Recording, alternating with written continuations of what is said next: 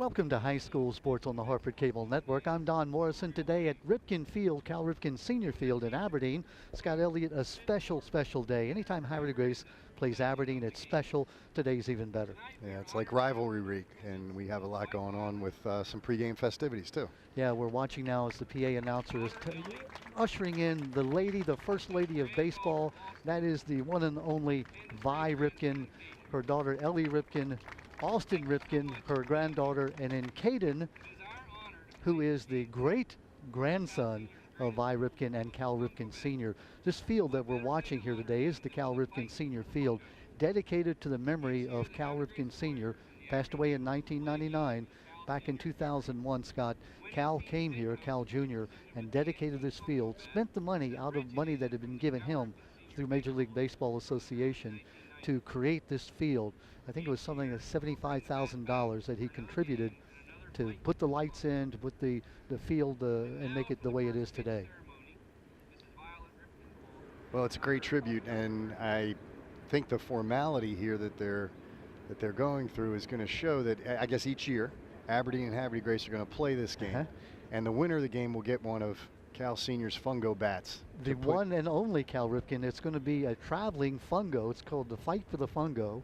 And now we're going to take a moment as Miss Vi Ripken about ready to fire the ball. I bet she's going to throw. I asked her if she's going to throw a curveball. She said she's going to throw a dipsy doodle. A dipsy doodle. Yeah. All right, cameras are rolling. Violet Ripken takes a stretch, looks, fires that ball. It's a strike. I'm calling it a strike. Yeah. The batter swung. Great job, Vi Ripken, the first lady of baseball, beloved wife of Cal Sr. And there you see Austin Ripken and Caden Ripken. Ellie Ripken with the fungo bat. That's a bat that was used by Cal Ripken in one of his baseball camps. Walt Blethen, number 44, who's the coach of Havre Grace, went to those baseball camps back in the 1980s, and Cal Ripken Sr. gave him, he tells me gave him, I don't want to say Walt made away with his fungo bat, but that is an actual fungo bat used by Cal Ripken Sr. back in the early 1990s. That's awesome, and it's a fitting, I can't think, you could come up with a trophy, you could come up with a ball, but the bat is personal. Yeah. And it relates directly to Cal. He loved hitting the fungos. We were talking before the game, you've got the story of how he lit one up against the top of the King Dome, right? That's the legend. Yeah, I asked Vi if that was true, and Vi says, well, he said he did. Yeah. So she said, I was not there. I can't verify it. So I said, well, I have never known Cal Sr. to be accused of lying. So we'll just assume he did do that. And the roof was, hundreds of feet high. Hundreds of feet high, yeah. He was a master with the fungo. He could take and tell you, I'm going to put the ball in left center field into a peach basket. And he could deposit the ball there. Yeah. He just had that amazing skill. He had some experience. Now, she also followed that up and said, at least he would have tried. I know he would have tried. He would have tried. So yes. He probably couldn't resist it. Yes. And that's a great part of the lure. And I guess each winning team will put that in their trophy case for a year, and then we'll do it again next year. That's right. Every year, it'll be on this field that we'll contest the Fight for the Fungo, they're going to call it. Right now, we're going to honor our country with our national anthem.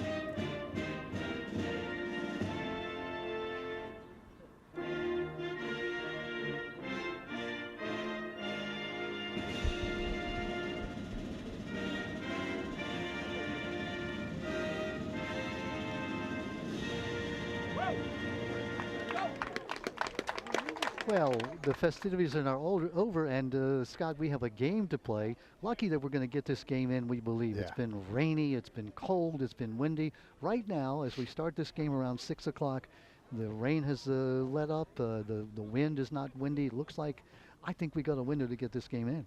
Yeah, it's a perfect window. Earlier today it was threatening, then it rained. Now it's kind of holding off. The radar at least looks good, so we're going to play ball. And it should be a good game. Havre de Grace Aberdeen, we talked about it. Anytime they get together, it is a rivalry, but two teams that desperately need a win. Aberdeen 1-6. They've lost some games where they had the lead. They gave up the lead. They've just been snake bit. Havre de Grace, on the other hand, they're 4-3. They need this win to propel themselves, let's say, to the Susquehanna Division title. Right, it's always important to both teams. Having played in these kind of rivalry games, you know you can't take the other team for granted. You have to show up. They know you, you know them. So there's nobody's intimidated. They're going to come out and claw. And a lot of times the team that's the lesser team has the advantage. They'll sneak up on the team that might be looking past them. So we'll see a good game, and I'm glad they're getting it in. I know they wanted to get it in with all the festivities, and we're off to a good spring so far. Adam Sedlecki will be the starting pitcher for Aberdeen. He is their ace. He has their lone win this year, 1-2, an ERA of 4.20. Meantime, Havre de Grace is going to throw their regular shortstop, Evan Barks. Evan hasn't pitched a lot this year, only 4 2/3 innings. His ERA is at 4.50. He is 0-1 on the year, so how far Barks will go, we could see Chad Gamble, who's the third baseman, come in and pitch later on. So Barks could be like what the major leagues are now calling a opener rather than a starter.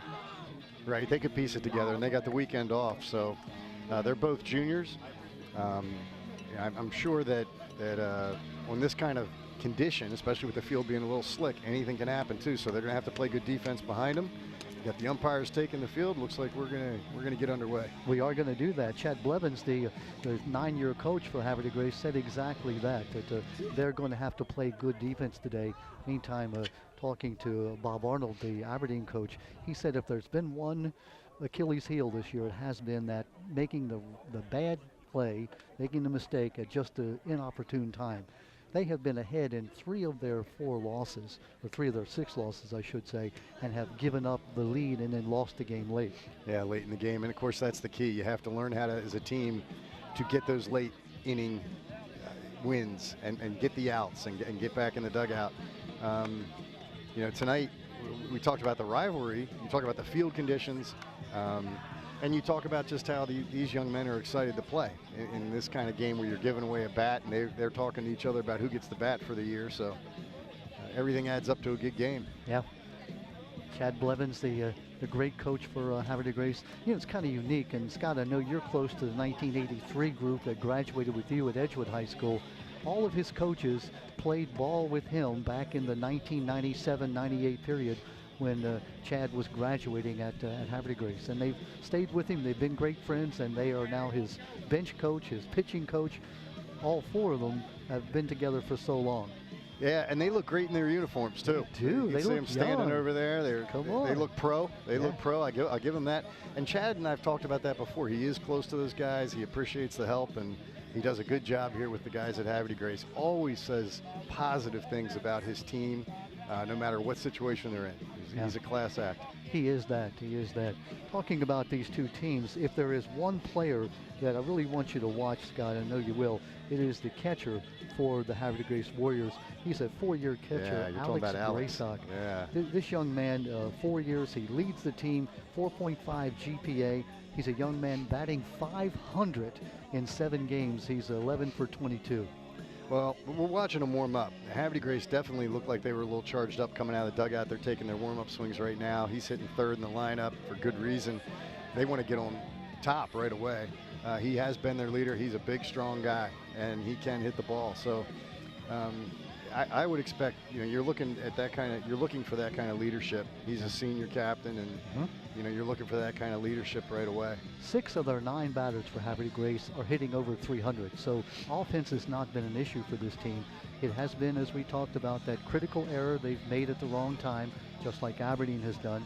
They've had some close games too, where they have found themselves in a position to win the game. Only one game this year, and that was Bow Manor, where they've blown out of. And in that case, talking to their bench, they came to the game without any pitching. They had used up their pitching, and so sort of like the Orioles did the other night, they almost threw in a position player, and it ended up Bo Manor won that game going away. And Bo Manor's I think they're in the division, the same division as Aberdeen. Yeah. They tend to be one of the top teams in both counties each year. But they're in that other division. So that's a tough game for Aberdeen every time they play them. Yeah. But yeah, if you go into that limping with a little pitching, you might know you're going to take that one on the chin. Yeah, that was a 20-4 loss that Aberdeen fell to Bo Manor. Now, also, the Havre Grace Warriors played Bo Manor, and they lost to them as well, that by a 4-1 score. Havre Grace coming off a big win against Edgewood, 14-3. Meantime, Aberdeen, their loss to Havre Grace a couple of weeks ago, 13-8. They led that game 2-0 and fell behind late. Aberdeen coming off their win against Hartford Tech, 8-4, and then their last game against Perryville, that came earlier this week. They lost 6-3. They led 3-2 in the bottom of the 5th inning and just couldn't hold it. Well, it's not too late for them to turn that around. Yep. It starts, maybe playing your rival where you get in and get the job done at the end, and then your confidence builds. I mean, look at Virginia in the basketball tournament, right? Wow. You get the job done at the very end of the game, and it's a win. And we're underway here. The teams take the field, Aberdeen does, and just like that, the rain has come back. So I think we're going to get these sprinkles all night long. So it's going to be just one of those games where you're going to get wet, so just deal with it. Right. Right, so. Well, here we go now, just about underway here, and we'll start about 6:20 or so. We had a 6:15 start time schedule. Aberdeen, their pitcher, Adam Sedlecki. Adam is a junior, 6 foot, 142 pounds.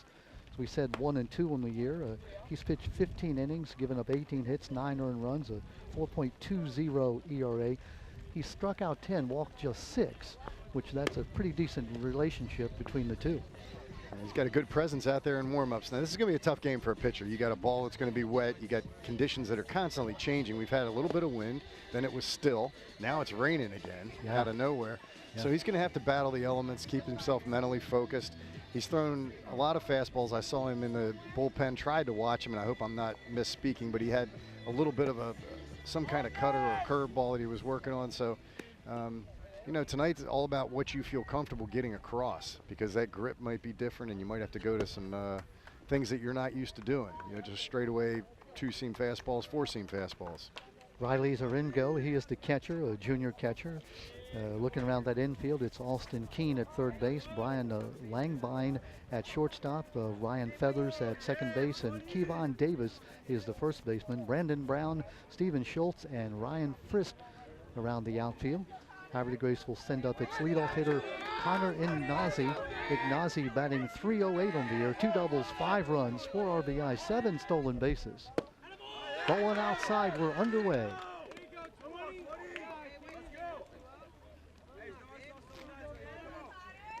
Infield, third baseman playing in close. That infield grass, Scott, is going to be wet. It is going to be wet.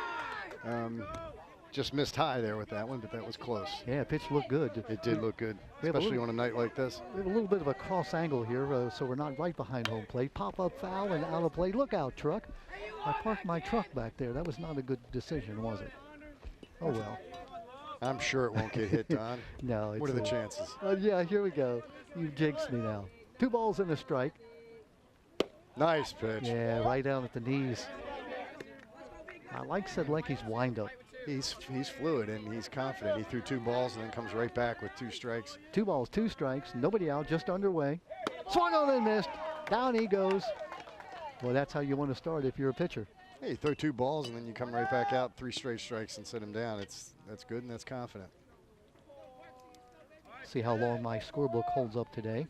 We're battling the elements. Battling, yes. Evan Barks now the counter, the opposite number of pitcher Sedlecki. Batting at .318, he's got a triple, a double, 4 RBIs. Also has 2 stolen bases, so he is a shortstop first and a pitcher sometimes. Scott, all the shortstops were great pitchers. We thought we were. All wanted to pitch. All wanted to pitch. I'll yeah. say that. Yeah. On the sideline, I had great stuff. Pop foul. Hey, it's going to be out of play down that third base line. He just dropped the bat head on that. Hit it pretty well. Yeah. Aluminum bats, it's that, now Scott, in your day, they did use aluminum bats. I They think had just come out. They had switched over in the late 70s. And and we had wood to begin with, and then right around high school time, we got the aluminum. Ooh, that's close. Yeah, he is just in missing the outside corner. 1 out, nobody on. Just underway. 2 balls, 2 strikes. Ground ball coming for the shortstop. That's Langbin. Throw to first base, and it's wide, and he's going to reach first base safely, turning and going down to second base on the throwaway. And Scott, I have to think that was a wet ball. Yeah, and having coached on this field too, you got to express to everyone on a night like this, you got to play a little shallow. You got to attack the baseball, and you have to get that grip, because it's a tough infield normally, but it's a really tough infield when it's wet. The grass is kind of high, and of course we're early in the year, so you've got bumps and bruises on that field. That'll bring up the 3rd hitter in the lineup, and this is the aforementioned Alex Grisak. Alex, the great catcher, 4-year catcher, batting .500, 11 for 22, 5 doubles, 6 RBIs.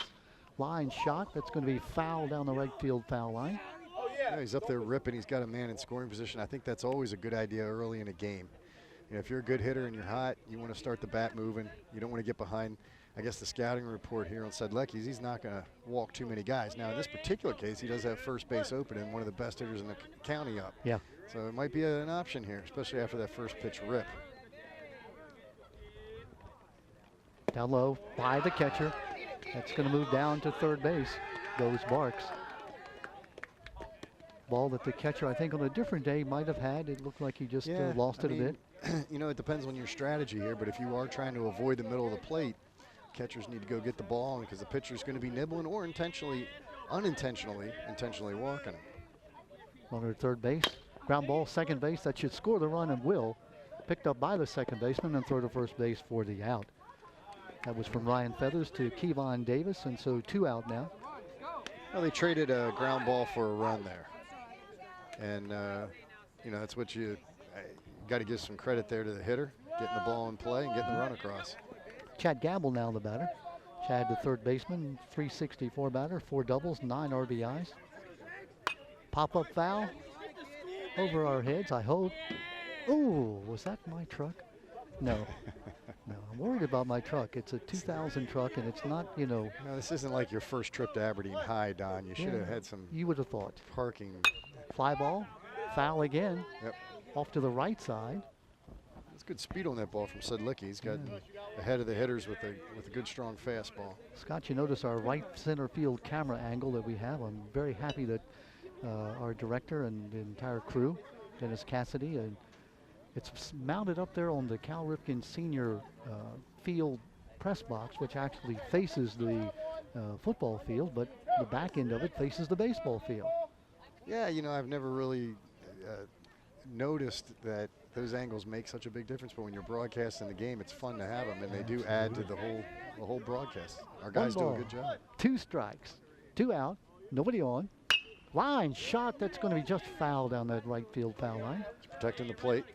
Don't seem to be getting around on Sedlecki. He's a little sneaky fast, and it's early in the game. They got to get their timing going. He's definitely gotten ahead with an overpowering fastball. Ooh, inside. Leaning out over the plate was Gamble. Sort of chased him back a little bit. Hello. Scorekeepers are here trying to keep me warm. I need that, thank you. Fly ball left field, moving on it is Brown, and Brown will make the catch. That was a good pitch there. He changed up on him speed-wise, probably threw a little curveball or change-up, got him out front, fly out to left to end the inning. 1 run on, there was, let's see, no base hits. Yeah, there was 1 base. Nope, there was no base hits. There was 1 error. Nobody left on base. We have now played a half an inning. The Warriors leading by 1-0. And my scorebook is wet. Yeah. We're going to get these intermittent. It's kind of stopped again now for Havre Grace to take the field, but could start any minute. So I'll depend on the scorekeepers here close by. They're going to keep me straight, I hope, tonight on this. And the rain has stopped. Right. It's going to start, stop. It's one of those nights. We used to play golf, and we would sit in the clubhouse while it was raining, and somebody would say, you know, it's starting to stop. Right. And we knew what that meant. Sooner or later, it sounded like a Yogi Berra-ism. It's starting to stop. Right. Baseball, it never bothered me on a night like this. Now, when it was spitting snow, that was a different story. But I never, once you get playing, you know, it's okay. You're going to make some mistakes with a wet ball, but it happens on both teams. So. And, of course, in high school baseball, you start on March the 1st practice, and it's still winter. Yeah. You know, we're now about April the 11th here. Is this April 12th or 11th? 12th, isn't it? Yeah, so we're getting into the decent weather period, but really, and you and I both know, and we said this before, the time to play high school baseball is the fall. Right. Because the weather is just great up until, you know, mid-October, late October. Yeah, yeah, and you know, that's my big thing. I tell you, my experience in college baseball was when I first played a ton of fall baseball, I really realized this is where it's at. Yeah. You start in mid-August, you finish right before Thanksgiving, and you just had the best span of weather, as opposed to the spring around here, which can be a week of rain. Yes, exactly. And you're playing through it at the college level. Yep. Last year, when we did these games, Don, I think, and you know, my son Max was a senior, so I was at a lot of games. It was the worst weather I can remember for a baseball season. And, and I actually saw something I never saw before, and that were the umpires giving instructions to the outfielders that because of all the rain, that if the ball came down into the outfield and actually disappeared into the ground, they had to raise their hands for a ground rule double. And that means you got some wet turf and you got some water when you have to come up with those kind of pregame instructions. Yeah, but we got through it, so it's all good. I'm sure the parents would they had it tough. They're the ones that stand out at the field rooting for their kids, and they're getting their back blasted with the wind or the rain the whole time. And you know that because having kids and watching them for all those years, it's something that you do just because you like it. You love every minute of it. Well, here we go now as the Aberdeen Eagles will come to bat, down 1-0. They'll start with Rallies Oringo. Rallies is the junior catcher, batting at .318. He's got 9 runs. All outside. Yeah, Aberdeen, now they're down a run. It's a rivalry game. Yeah, I'd be thinking of any way you can get on here. Yeah. And laying a bunt down in a wet grass is always a great idea. Leaning into a pitch, whatever it takes. Ball 2, 2 balls and no strikes. We talked about Evan Barks, the pitcher slash shortstop, or I should say shortstop slash pitcher.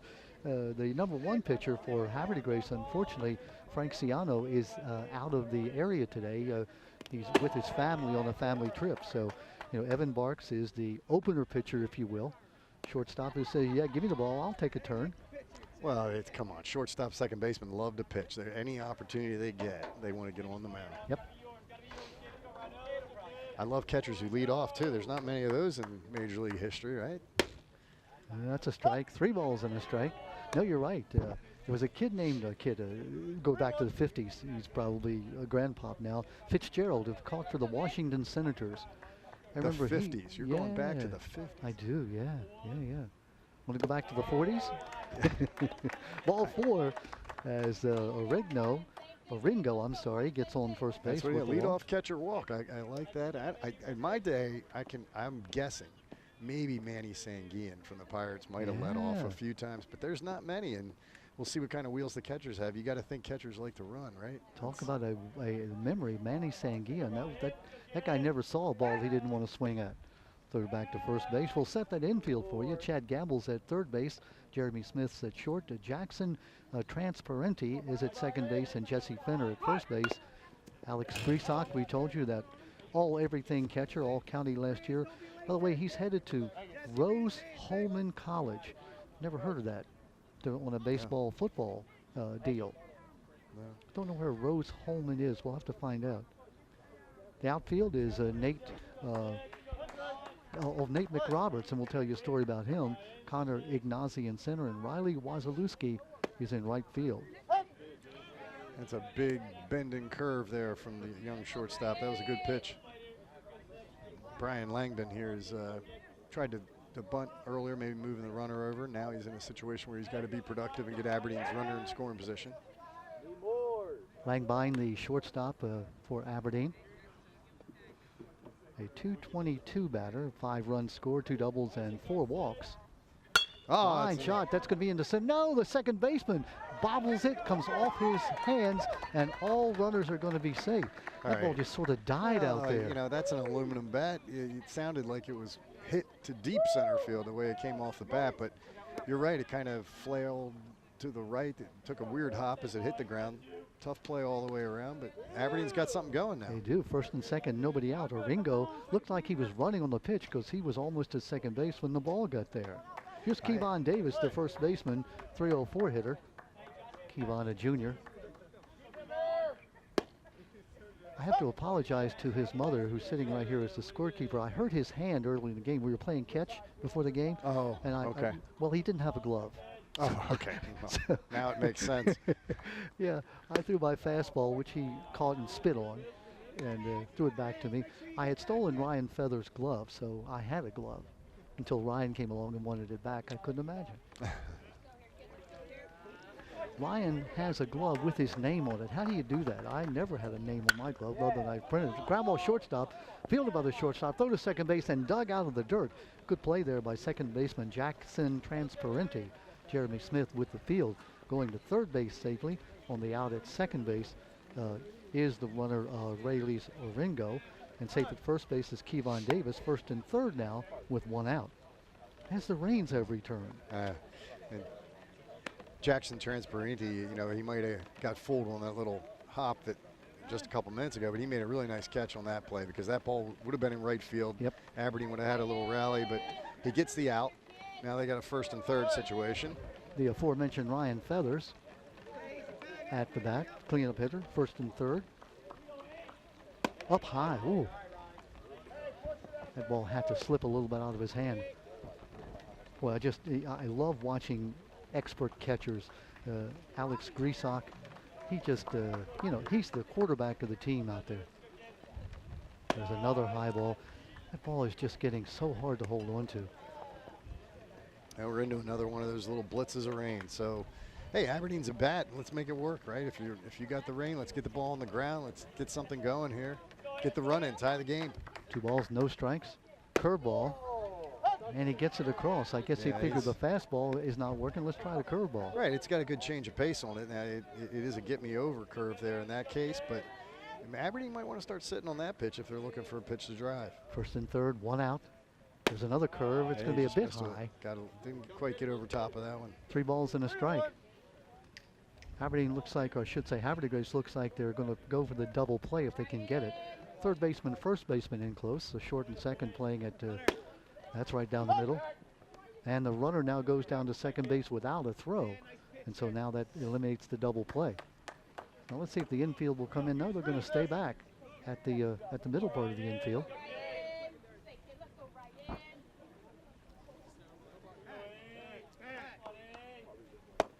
Down low, the bases are loaded. Feathers goes down to first base. Very patient at bat there. I mean, he took a couple close pitches, worked the count, made him throw a lot of pitches. Brandon Brown now the batter. Brandon batting at 158. He does have 5 RBIs and 4 walks. And he's got a chance here for some more RBIs.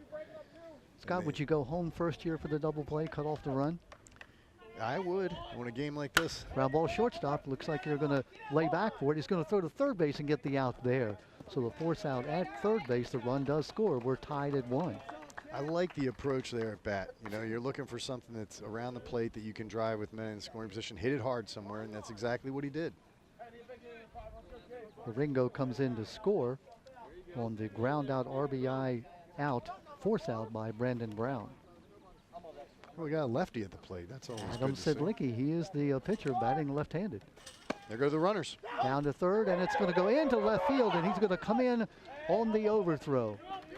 Boy, that was a tough play for Grisak. That ball had to be wet, went right over the third baseman's head, and coming all the way around to score was Kevon Davis. The ambush play. You know, you're not thinking maybe they're running. There's a left-handed batter up, which opens up the throw to third for the catcher. Usually not a pitch that you want to run on, but they do it, and they get what they needed, which was a throw into the outfield. Now, obviously, Aberdeen's coming into this game thinking that Havre Grace may have the upper hand on them, but that's a way to get things going. Absolutely. Jump on them. 2-1, Aberdeen now with the lead. 2 down, swung on and missed. The Cal Ripken Senior Field scoreboard in right field is not working tonight, so we're not going to be able to cheat on that one. Again, we mentioned before that Cal Ripken Jr. donated the money that bought the scoreboard and put the fence in, put the lights in. Swung on a miss, nice changeup. And that is the third out of the inning. Sedlecki looked like he wasn't quite ready to leave the plate, but the umpire said, hey, 3 strikes and you're out, and that ends the inning. Every time I strike out, I'm not ready to leave the plate. Oh, can I get just one more? Might as well try it. That will end the first inning. The Aberdeen Eagles do come back with 2 runs. They got 2 runs. Let's see. They got no hits in the inning. There were 2 errors, and there was 1 runner left on base. It's a 2-1 score after 1 full inning of play, Aberdeen leading. Right. We haven't had a hit yet, but we've had a lot of action. It's got just what we expected with the weather conditions. We knew it was going to be sloppy. The ball is just going to be hard to hold on to. I mean, I will bet you that Grisak hasn't had an overthrow in his entire career until tonight, when that ball just sailed out of his hand and went into left field. As a base stealer, I'm going to tell you I have absolutely no respect for any catcher. So I think they're going to run. It's a little wet. I would run, especially. Now, he's your senior, right? Yeah. He's your leader. Yeah. Everybody's susceptible to maybe an oops here and there. But if you already got him where he threw a ball in left field, the first thing I would do is run right on him again. So you are a thieving varmint, is what you're saying. Absolutely. You know, take what they'll give you, and even take what they won't give you. And if you produce a run off it, there's your tip for the day, right? You're going to go right back to it as soon as you get somebody on base. Scott, and I had so much respect for you, a Hall of Famer at Edgewood High School, and I found out now that you're a thief. They could have told you that. They had to give me the don't steal sign. That's right.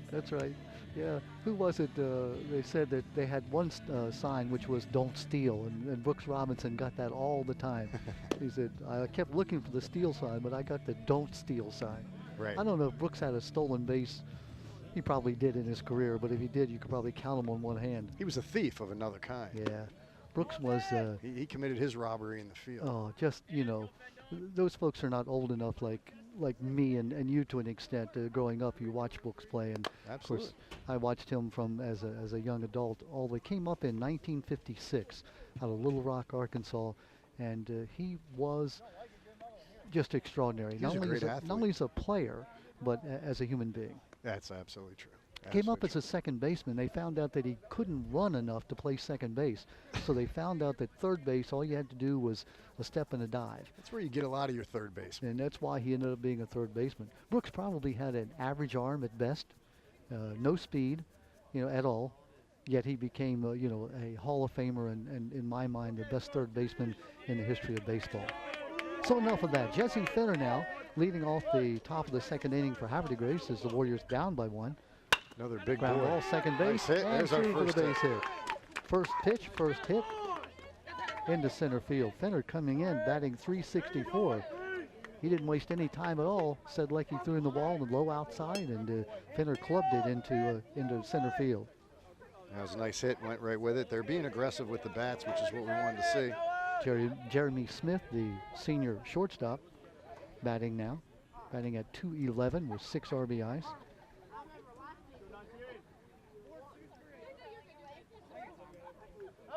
Jeremy Smith is one of those utility players. He can play anywhere. He pitches, he catches, he plays infield, he plays outfield. Today, he's playing shortstop because the regular shortstop, Evan Barks, is pitching. I have done that role in my career.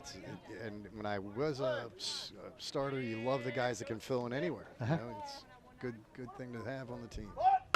Bunt, beautiful bunt. Sedlecki fields it.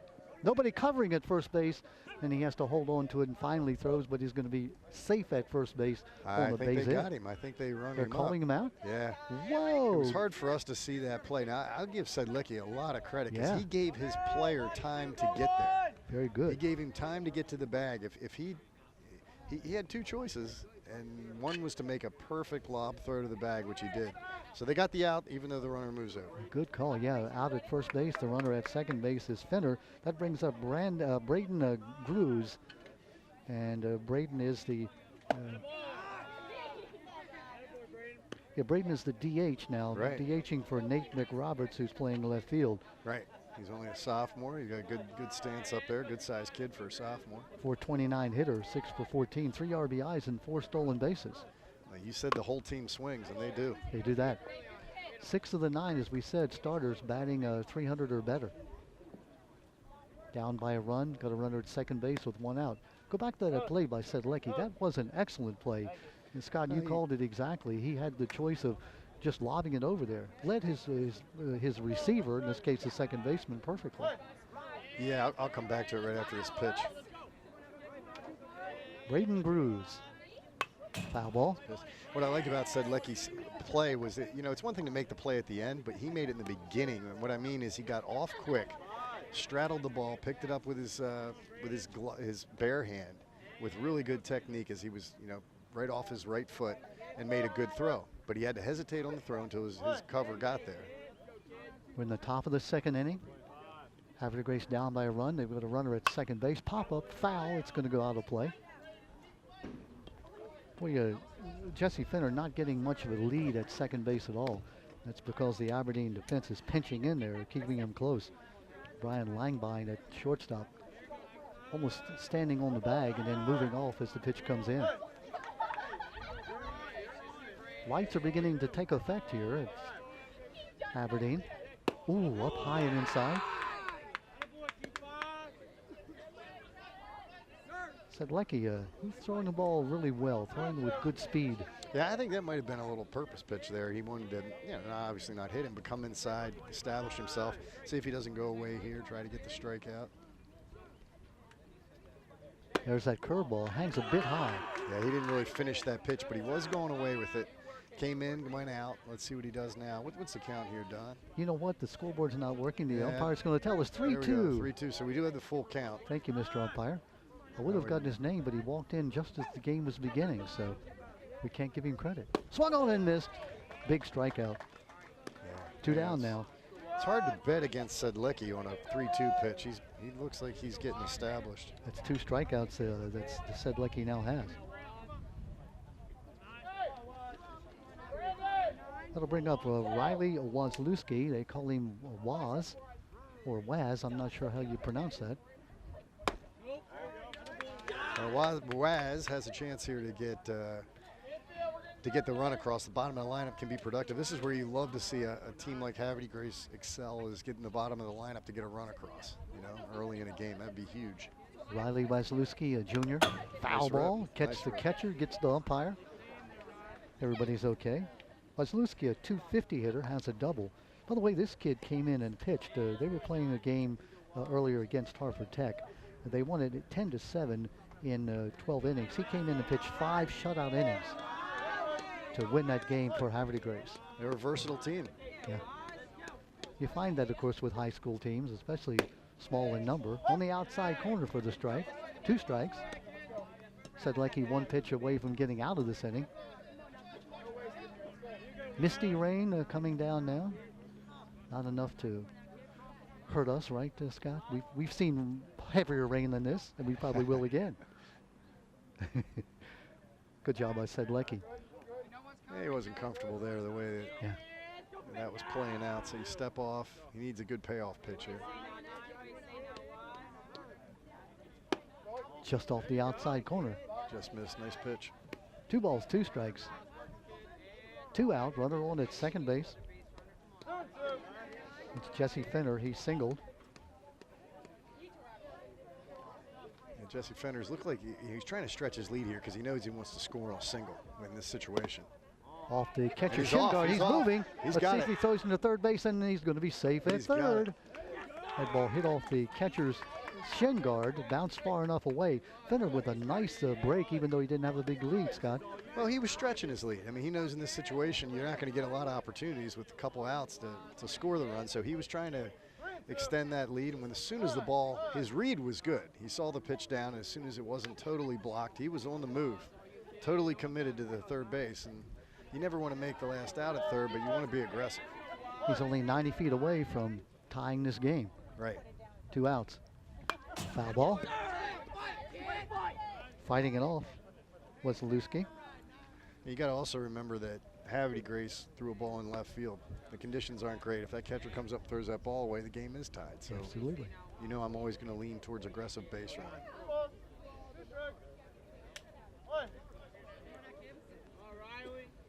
2-strike pitch. Let's see what happens. Foul ball. Back and foul out of play. Conditions less than perfect. How's that for an observation? You got to love it. Any day you're playing ball is a better day than when you're not. Good point. I like it. See, even Eric agreed with me that the conditions are less than perfect. Foul ball again. Well, Waz is doing a good job here. He's fighting everything off. You can tell he's one of those guys hitting. He might be at the bottom of the lineup, but you know he's burning pitches. He's got a guy at third. He's not giving in. He's doing everything you want him to do.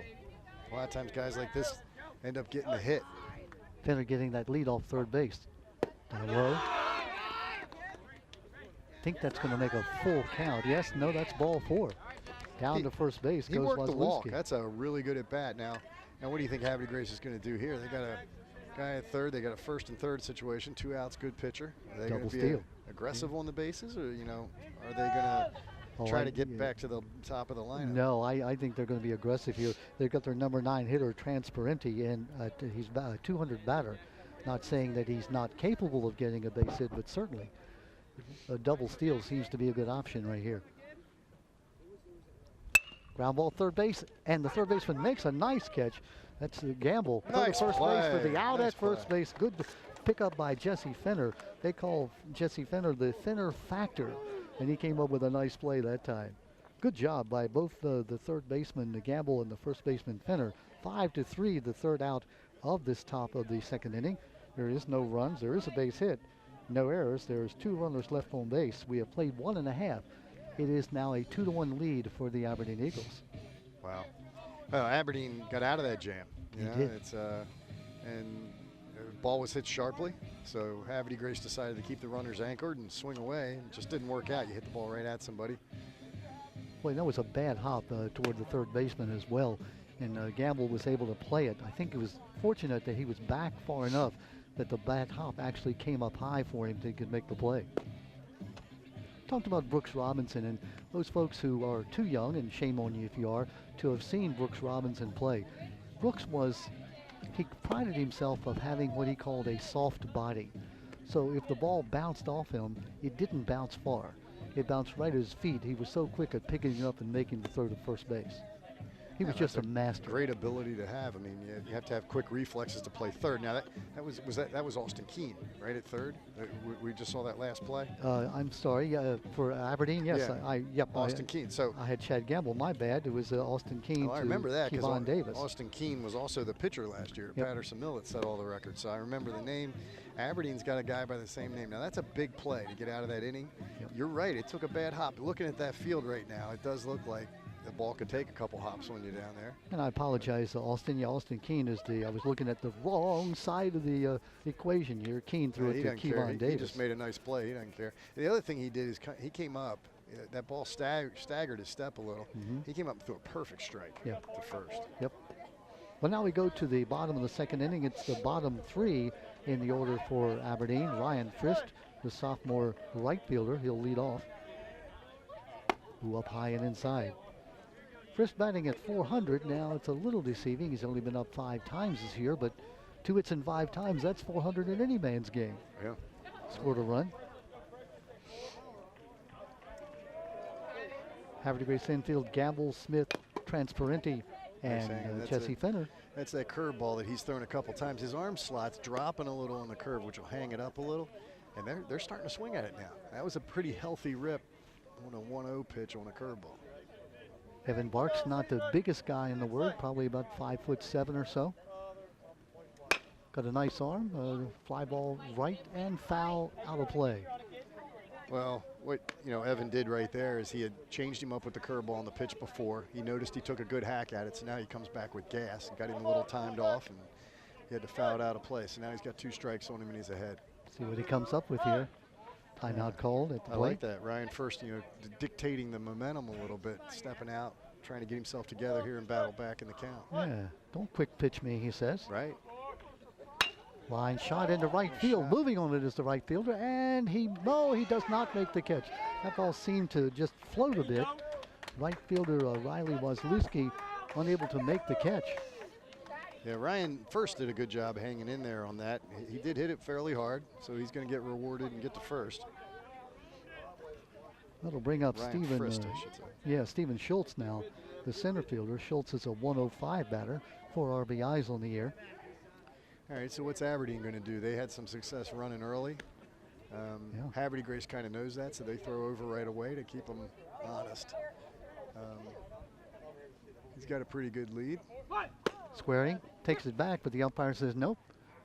And the ball goes into right field, getting up and holding his spot there. Now it goes by the right fielder, and now getting up and going to second base after all, sliding in safely, is Ryan Frist. Charged the error to the right fielder.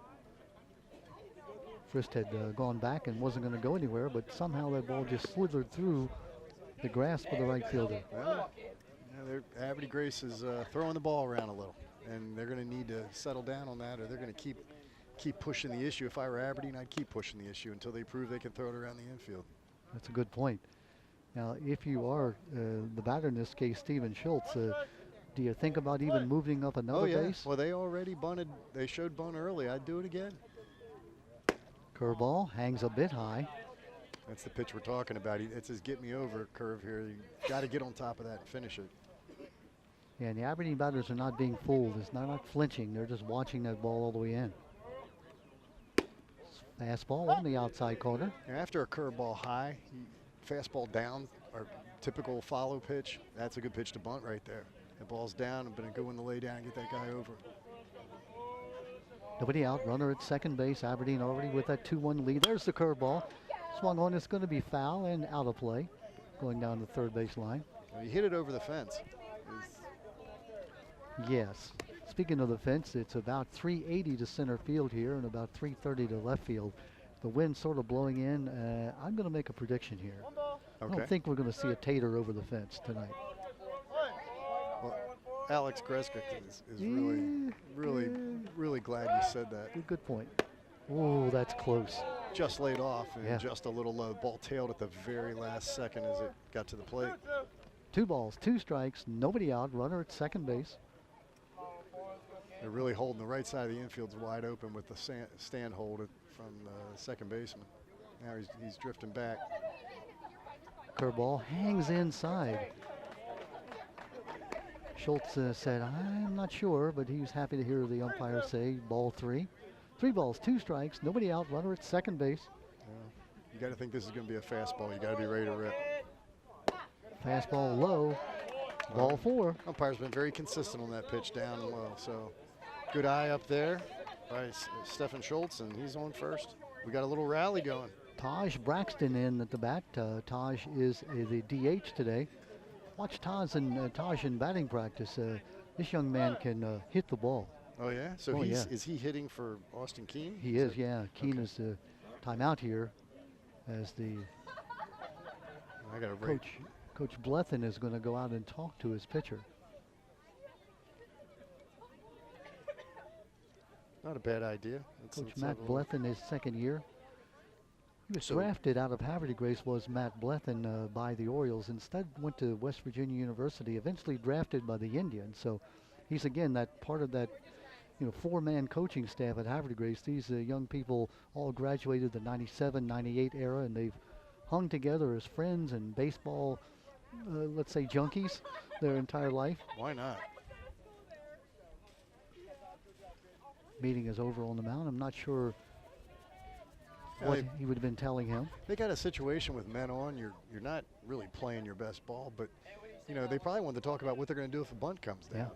Who's covering what? Who's going where? Little refresher. Braxton squaring, takes it inside. Ball 1 low. Yeah. Is this the case where you wait for the first strike? The pitcher's having trouble locating the ball? Well, I think you can put something on and then take. You can always do that. That's the aggressive way.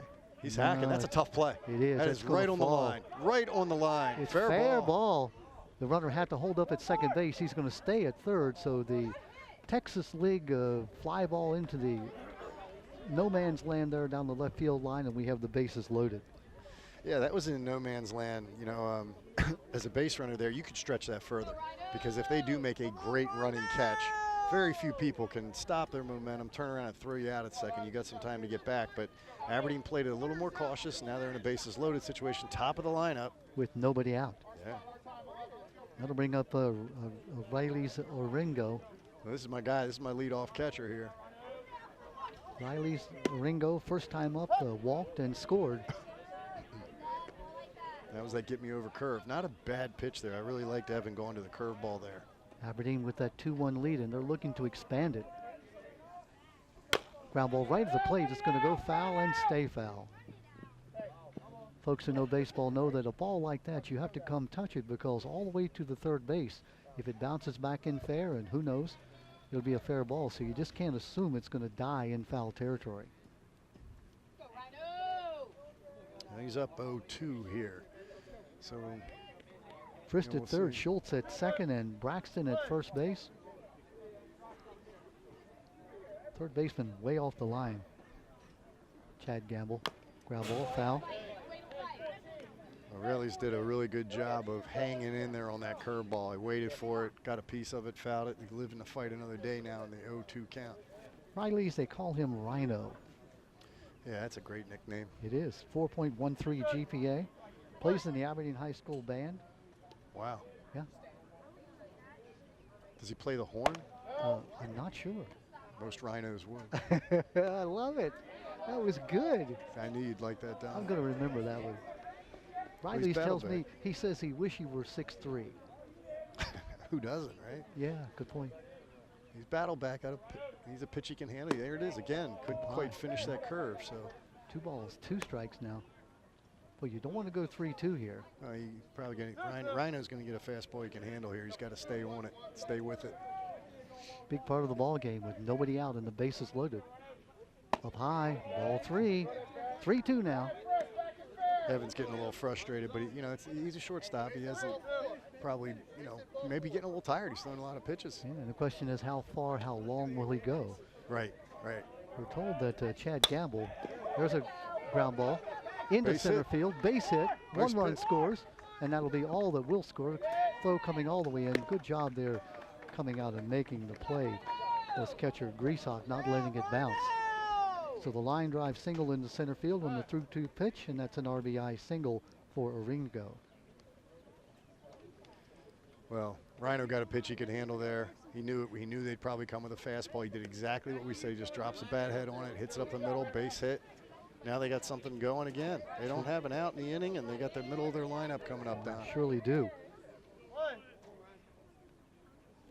So we're Shortstop Brian Langbine up. Langbine, nice hit. That's going to be in there for at least a single. it is down into right center field. 1 run scores. Let's see if the second run will score. It will. 2 runs in. Actually, no, the runner holds at third base, so the second run does score. Bases remain loaded. Very cautious on the base paths, and remember, Havre Grace hasn't proven that they can throw the ball around the infield yet. So 2 runs have now scored as Schultz comes in from third base. Braxton goes up to third. At second is Oringo, and now at first base is Langbine. That'll bring up the number 3 hitter, Kevon Davis. Now, this is what 3 hitters love. They got RBIs and a pitcher on the ropes. Kevon got on an error in the first inning, scored a run. The second of the 4 runs now that Aberdeen has with that 4-1 lead. Takes a ball.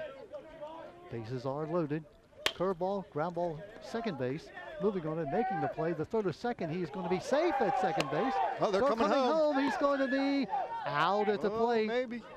as he gets him on the rundown. Nice play. Throw back to second base. And so they get the run on the throw to second base. Beating it at second base was the runner in that case, and that was Langbine. So it is a fielder's choice. They do get the out at home plate as 1 run scores. That was Braxton who scored. Being out at the plate was Oringo. So Aberdeen's thinking they're turning the double play. When the shortstop comes across the bag and doesn't throw it, the runner from second had already rounded, was hung up, and dead to rights, but they gambled. Not a bad idea. They do get the 1 run. That's 3 runs in this inning now. Right. Up high. Still got a runner in scoring position, so you gambled, cost you an out, but you know, chances were, and I thought when that play went off, it was going to be a double play attempt. Yep. So the third base coach thought the same thing, rolled the dice a little. Good play by the second baseman, by the shortstop actually, who caught the ball late and saw the runner turning third base and coming for home plate, fired to home, and the tag was applied. Yeah, absolutely. You got to give Jeremy Smith some credit there. Yeah, it looked like second baseman in that case, Transparenti. The ball slowed down on him on the ground ball, and he laid back and just really couldn't get the play at second base. It's a slow field tonight, so that's going to happen. They made a good adjustment to get somebody at home. Ryan Feathers up. Ryan walked back in the first inning, takes a strike. Good call by the ump there. It's the pitch that they needed, but that was right there. 2 balls, 2 strikes, first and second, 1 out. 3 runs in this inning. Aberdeen leading by 4-1. We're in the bottom of the second inning. Curveball laid off. 3 balls and 2 strikes. Feathers walked in the first inning. Ryan batting cleanup for Aberdeen. Ryan did a good job laying off that. That was just breaking below plate. Ball 4, we're loaded again. Yeah, Coach Chad Blevins knows his pitcher's tired, but he obviously is in a situation tonight where he's going to have to stretch some guys. So go out and talk to him. This is the second trip to the mound, so he will be taking him out. Looks like he's going to bring in the right fielder. In that case, it would be Wasilewski. This is the guy that you were talking about, does a lot for them, right? So Waz is going to come in and get a chance to do that right now. Now they're going to move folks around. It looks like Barks is going to go to shortstop. No, he's going to continue. Yeah, he's going to stay at shortstop. Well, Barks goes to shortstop, then they're going to move Jeremy Smith to right field. Yep. That would be the logical move since we know Barks normally plays shortstop. Smith goes to right field, and as you said, Barks is at shortstop, and Wasilewski comes into pitch. So they call him Waz, you said, like they do. Waz, yeah. Is that like Yaz? I think so, yeah. It's not a bad nickname. One of the players, and I'm trying to figure out who he is. I'll come up with it here in a second. His nickname is Squirrel. Oh yeah, for Aberdeen, their center fielder, Stephen Schultz. Now I was talking to Coach Arnold about it before the game, and I said, who in their right mind would get a nickname Squirrel? He said, now this is what he told me. His dad wanted to name his son Squirrel. Okay, his given name, Squirrel. The wife said, no way that's happening. They named him Stephen, but the dad still calls him Squirrel. Yeah, that's a pretty determined father. I'm telling you. Plenty of guys I went to Edgewood with that would have qualified for the name Squirrel solely because they were nuts. No, but Stephen Schultz seems to really appreciate the name Squirrel, and I guess, you know, if he likes it, well, fine. He's got no choice. And Don, you know as well as anyone, when you protest a nickname. Oh, my. Yeah, you've cemented the nickname forever. Oh, my. Absolutely. So if he's not pretending like he doesn't mind, he's smart. Just grin and bear it and say, yeah, I enjoy that. Tell people you like it, you know, but fighting it's not going to work. Well, let's see if now Wasilewski can get his team out of this mess they're in. They've got the bases loaded, just 1 out, 3 runs in here in the bottom of the second inning. Aberdeen with a 4-1 lead. Remember, this Aberdeen team, 1-6 on the year. The only win they have is over Hartford Tech. 3 of their 6 losses, they have been ahead and have given up the lead late. So you know they want to get as many runs as they can on the board. Brandon Brown now the batter. Right, Brandon's got some chance to do damage here. Well, we got 2 outs and they're close to batting around. It's been a big inning, and Riley Wasilewski's trying to get them out of the inning. They just brought the infield in. Yeah, 2 outs or 1. I think there's just 1 out. Must be 1 out. Yeah, just 1 out. Yeah, they didn't get that out at second base. Infield is playing in. Okay, wait a second. I thought they got the force and then the throw home and the double play. The force was not made. It was rolled safe. That's right, they did. Yeah. They left him there. Yeah. And so again, that's why he must have been a little off the bag, which we can't quite see. I think he just beat the throw because of how slow that ground ball was. 1 out, bases are loaded. Langbine at third, strike there. Davis at second and Feathers at first. 1 ball, 1 strike. Boy, big part of this ball game. If Aberdeen can put another 3 spot on the board. Ground ball. That's a tough play. Takes a bounce. That's going to be safe. Yeah. I don't think had he made the play, he'd have to play anywhere. Brandon Brown, you know, when you chop a ball like that, you're already running to first. So he had a step before it even hit the ground. That was going to be a tough play, and in any case, even on a wet field. But you know, that's another way to get a run. We talked about it. Just put the ball in play tonight. Make something happen. Bases stay loaded. 4th run of the inning in. RBI single by Brandon Brown. He's now 1 for 2. The 2 has 2 RBIs. And now Sid Leckie, the pitcher, with a chance to help himself, the 9th man up. Absolutely. Bases loaded, 1 out.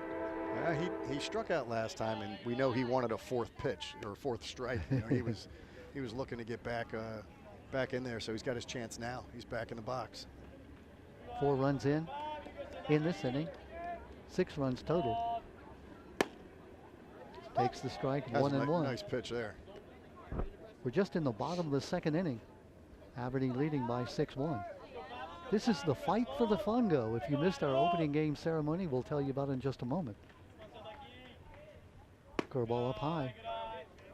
Vi Ripken, the matriarch of the Ripken family, here to throw out the first pitch, and I claim she threw a strike. I think the batter swung and missed. She was working on that super duper pitch or whatever. Yeah, dipsy doodle. Dipsy doodle. She's got the dipsy doodle pitch, yep. Bases are loaded, no place to put this young man. 3 balls and 1 strike. Riley Wesolowski. Ball 4 down low, RBI walk. And now Aberdeen has batted around. They'll send up the 10th batter in this inning, Ryan Frist, who got on an error and scored.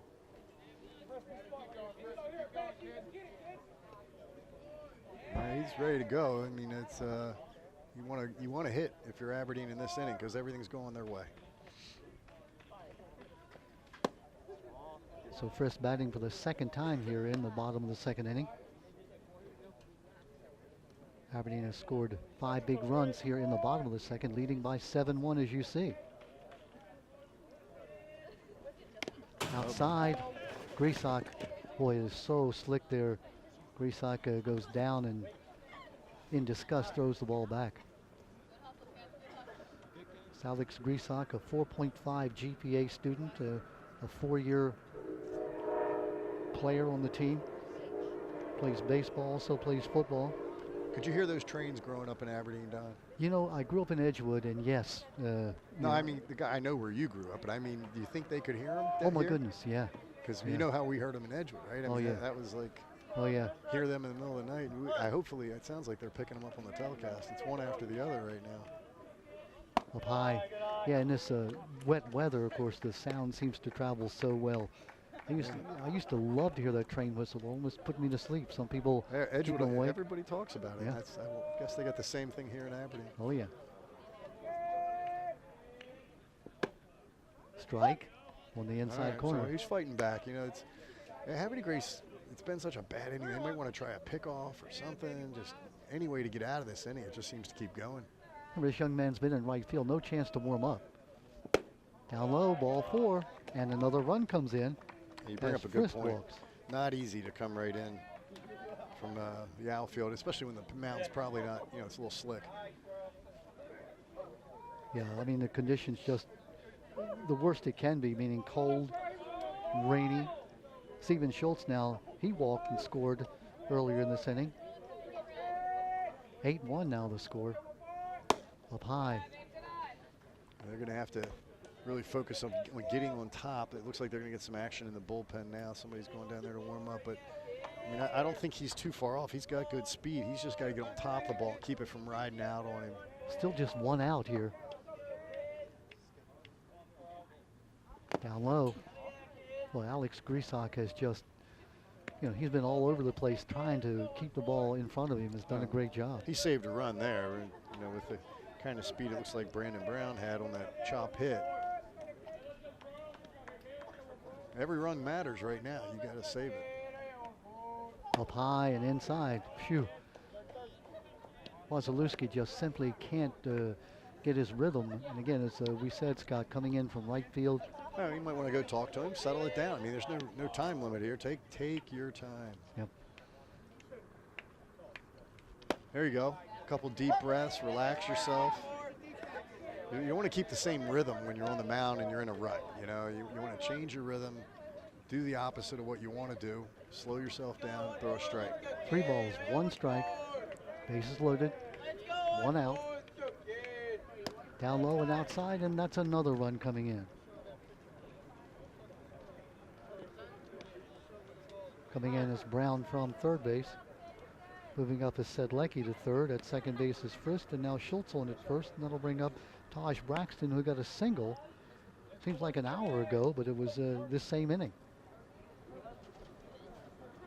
9-1. 7 runs here in the bottom of the second inning. What a nightmare if you're Havre Grace. Yeah, and if you're a hitter at Aberdeen, you're looking for a pitch you can drive, because they're just trying to get it across now.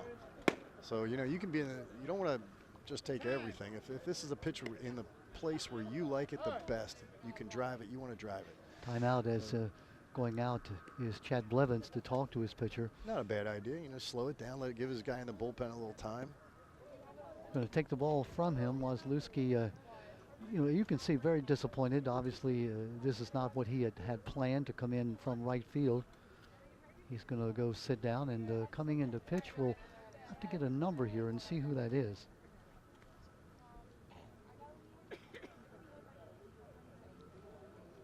Is that number 10. 2, number 10? No, wait, no, I'm wrong. Looks like that's number 2, and that's Brady Strong. Brady Strong, who really is the only, pardon me, excuse me, is the only sub that Havre Grace has available here today. Again, we said their number 1 pitcher, Frank Ciano, is out of the area. Brandon Cruz is the DH, so you know he's in the ball game as well. The name Brady Strong, his dad, Billy Strong, was a minor league player for some time. Just brought up from the JV. It's a great name for a baseball player. Mm-hmm.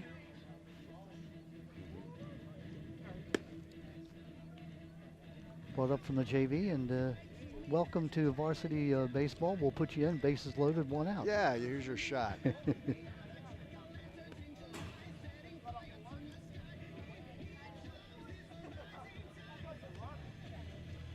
We have the umpire moving and grooving out there. I guess he enjoys the music we're having here at Aberdeen. I turn around, we have a nice crowd here behind us on a very rainy, windy night. Now it's still, you know, like that changed again. It's kind of. You had to say it, didn't you? Well, yeah, I'm going to call it as I see it, but. Goodness. I think we're okay. I've told you all along we're getting this in. The power of Vi Ripken to get this game through. Absolutely. I mean, even God, and I don't mean to be sacrilege here, would not rain on Vi Ripken's night, would they? Yeah. If you missed we were telling you about Vi Ripken throwing out the first pitch. It is the first annual Fight for the Fungo, where a Cal Ripken fungo bat. If you don't know what a fungo bat is, then you're not a baseball fan. Right, right. But there's some aunts and uncles that may need an explanation. It is a bat that coaches used, and Cal Ripken was an expert. A long, slender bat, easy to swing, and Cal could hit unerringly fungos, fly balls. So anyhow, it's an old fungo bat that is now will be passed between these two schools each year with the team that wins the Fight for the Fungo. Well, Taj Braxton would like to lay some fungo on this. You know, Yes, he looked good first time up. He's got bases loaded. We still got 1 out, right? Yeah, so 1 out.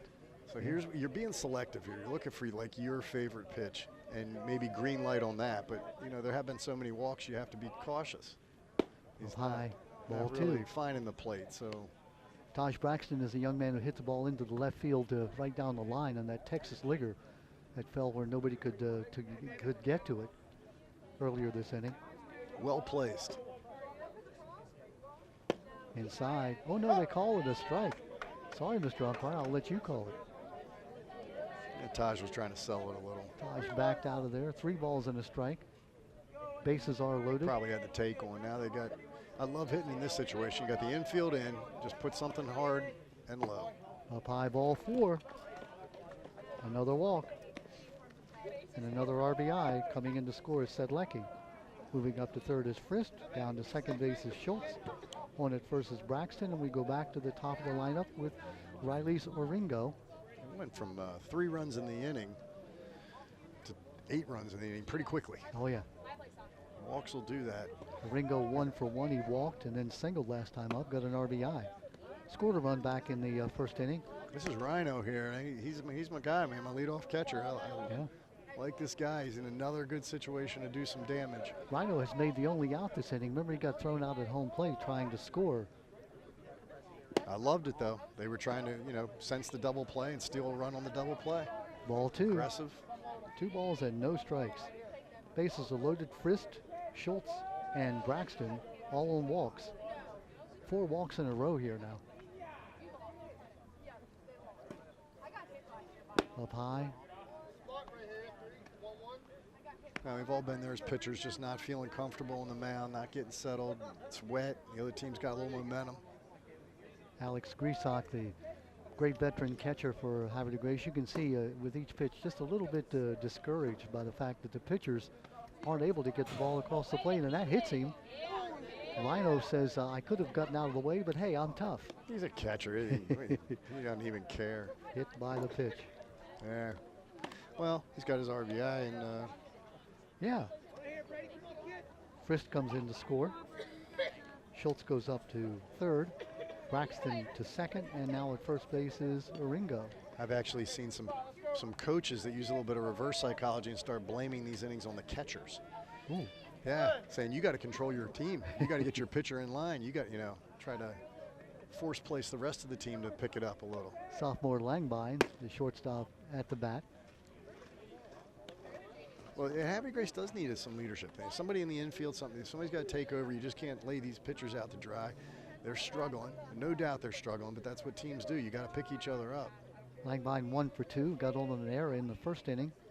Singled earlier in this inning. Ball 2 now, 2 balls and no strikes. Just missed. Here you're also in a situation where umpires get used to ball. And so, it starts becoming a self-fulfilling prophecy. You're going to have to step up and put some belt-high strikes there to get your umpire back ready. Brady Strong up from the JV. Strike, nice high strike. Langbine looks back at the umpire and says, really?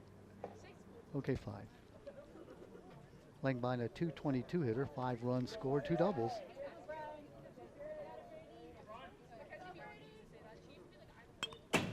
Nice swing, foul, straight back. Well, he was right on that pitch. He was right on. He took his head off it just a little bit, but he had really nice body action on the swing. And he's got a good rip here. If he can get another one he can handle. Still just 1 out. 2 balls, 2 strikes. Bases are loaded. 9 runs in this inning alone. The 11-1 lead for Aberdeen. Down low, good block. Yeah, that was low. That was low coming out of the hand. So let's see what Brian does here. 3 balls, 2 strikes. I would be really ready to swing on this. This is a pitch they want to lay it across, so there's going to be a little taken off this pitch.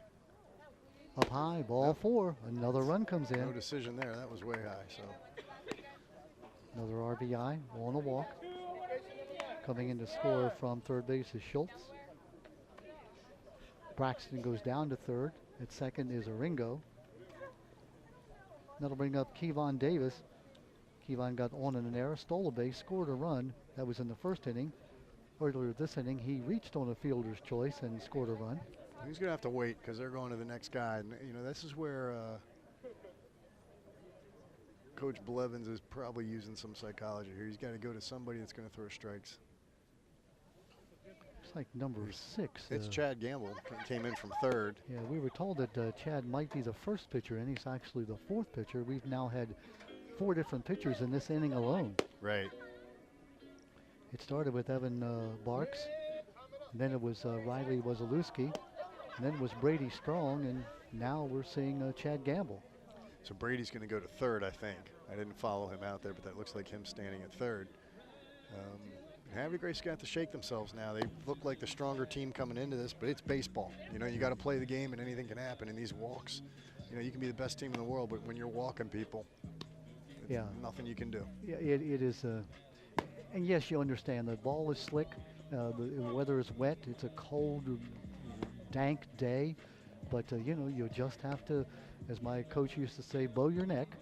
I never knew what that meant. I used to hear that in Edgewood all the time. I tried to bow my neck, and I really had no idea what that was. I didn't know what it meant. I still don't know what it means. I meant it meant that we were doing something wrong. Exactly. And we had to change course. Yeah, get yourself together. I think it meant. Yeah. But bowing your neck. Be tough. Be tough. I've tried to bow my neck many times, but haven't yet done it. That's been 70 years. Kevon Davis now. Must be an Edgewood thing. I never heard that the rest of my life. Yeah, bow your neck. Call in. Let us know. Have you heard bow your neck? I know Steve Williams is going to be calling you. He used to say it to me all the time. Ball 2. 2 balls and no strikes. Okay, well, we're in the same boat here. We're going to, you know, if Aberdeen's been very patient, just saying we're going to take what you give us. Yeah. And no need to be, unless this pitch is right where you can handle it. If you're wondering about a slaughter rule, yes, there is 10 runs, but you have to be through the home team, or the losing team has to have batted 5 times. So we're nowhere near that. But yeah, we're three innings away from it. So you can, you know, you're right. You're right. There could still be some runs on the board, but still just 1 out. There's a strike. There you go, right down the middle. All right. Aberdeen taking all the way. Chad Gamble, the pitcher, the junior. Kevon Davis is looking for something he can drive here in this situation. And way to lay off that. Ball 4. A lot of times walk. A big, strong guy like him, you see a pitch in your eyes and you swing for it, but that was not the right situation for that. Another walk, another run as Taj Braxton comes in. Ringo goes down to third. Langbine goes to second. One at first is Kevon Davis, and now it's Ryan Feathers. Feathers has been up twice, but he hasn't been up. He's walked both times. Officially. Right. There's a strike. All right, now we're picking up the pace a little. I think he's around the plate.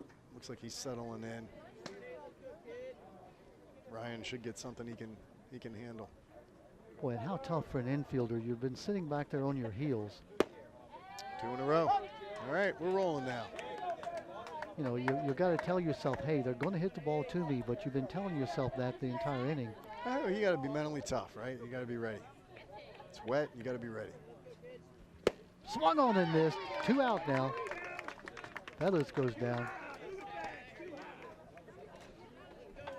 Boy, Alex Grisak, his knees have to be getting tough because now they batted, let's see, batted around, and they batted 16 batters in this inning. Yeah, I know. Brandon Brown. Brown got a single, a little dribbler up the third baseline, got an RBI. Also got an RBI in the first inning. He's got 2 runs batted in. Well, bases loaded is a great spot to be in as an offense because just about anything you do is positive at the plate. Strike on the inside corner. 2 down. Bottom of the second inning, you see 13-1 the score. Although Chad Gamble has settled in on the mound now. He's looking better. He's looking stronger. Just got another call. On that outside corner. That's probably a good take there by Brandon because it was close. But you know, again, you got the ump calling strikes again. Chad Gamble needs to be aggressive here. I know you want to be perfect with 2 strike pitches, but this is no time to waste one. You got guys have been out there a long time. Throw it right down the middle and challenge. Up high. Alex Grisak gives that catcher a sign saying, hey, yeah, that's what I want. Just bring it down a little bit. The 16th batter to bat here in the bottom of the second inning for Aberdeen. Curveball swung on, popped up to second base, and the second baseman makes the catch. That's Jackson Transparenti.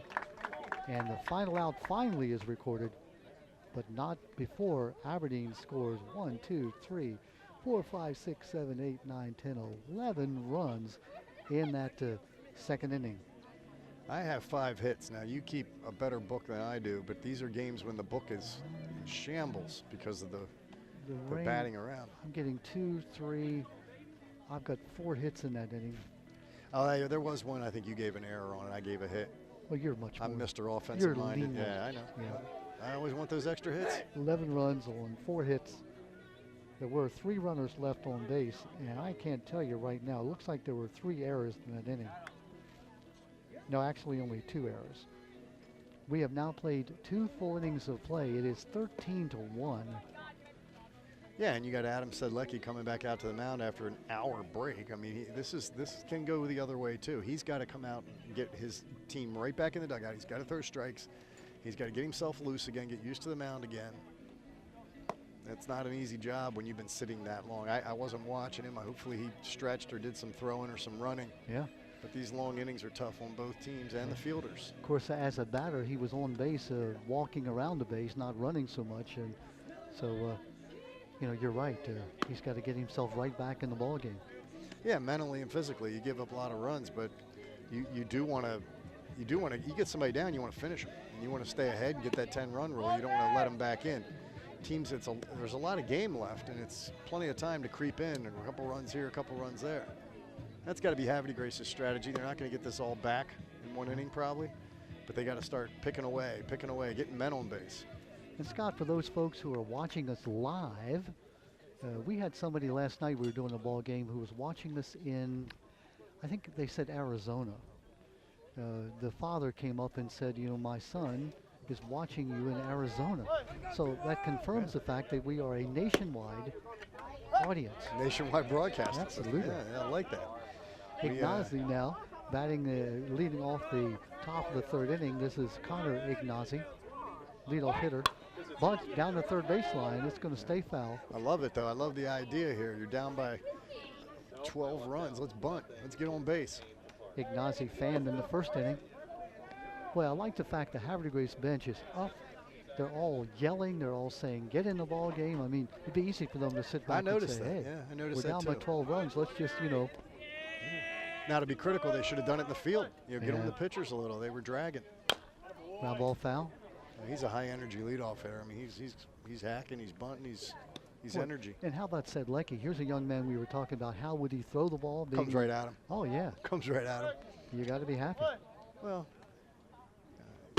just outside. You look at it from his perspective, he's got to throw strikes. You know, this is where Jim Palmer would give up a 3-run homer because he's trying to let him hit the ball. He's trying to throw strikes, trying to keep his fielders in it. You know, there's no need to be perfect here. Throw strikes. Ooh, that's close. That's 3 balls and 2 strikes. Nice pitch. Here's a trivia for you. You probably know. How many Grand Slam home runs did Jim Palmer give up in his 19-year career? Grand Slam home runs. Yeah, I'd say he gave up a lot of home runs when it just didn't matter. That's what I remember. But as far as Grand Slams, it sounds like that would be an ego thing with Jim, and he's got a big ego, so I'm going to say none. The correct answer is none. In 19 years, not one swung on and missed, and very angry is Ignazi. Well, that was a battle there. Battle between the leadoff hitter, who's a tough kid, and Sedlecki, who's the ace of the staff. And it's kind of an assertion. Who's going to win? Is the leadoff hitter going to get a man on and start Havre de Grace in the right direction? Or is Sedlecki going to sit him down and start his team back on the dugout track? You know, and it was good. I wanted to see who was going to win that battle. Sedlecki is the one who won that particular one. Bring up Evan Barks now. The shortstop started as the pitcher. Scored the only run for Aberdeen so far.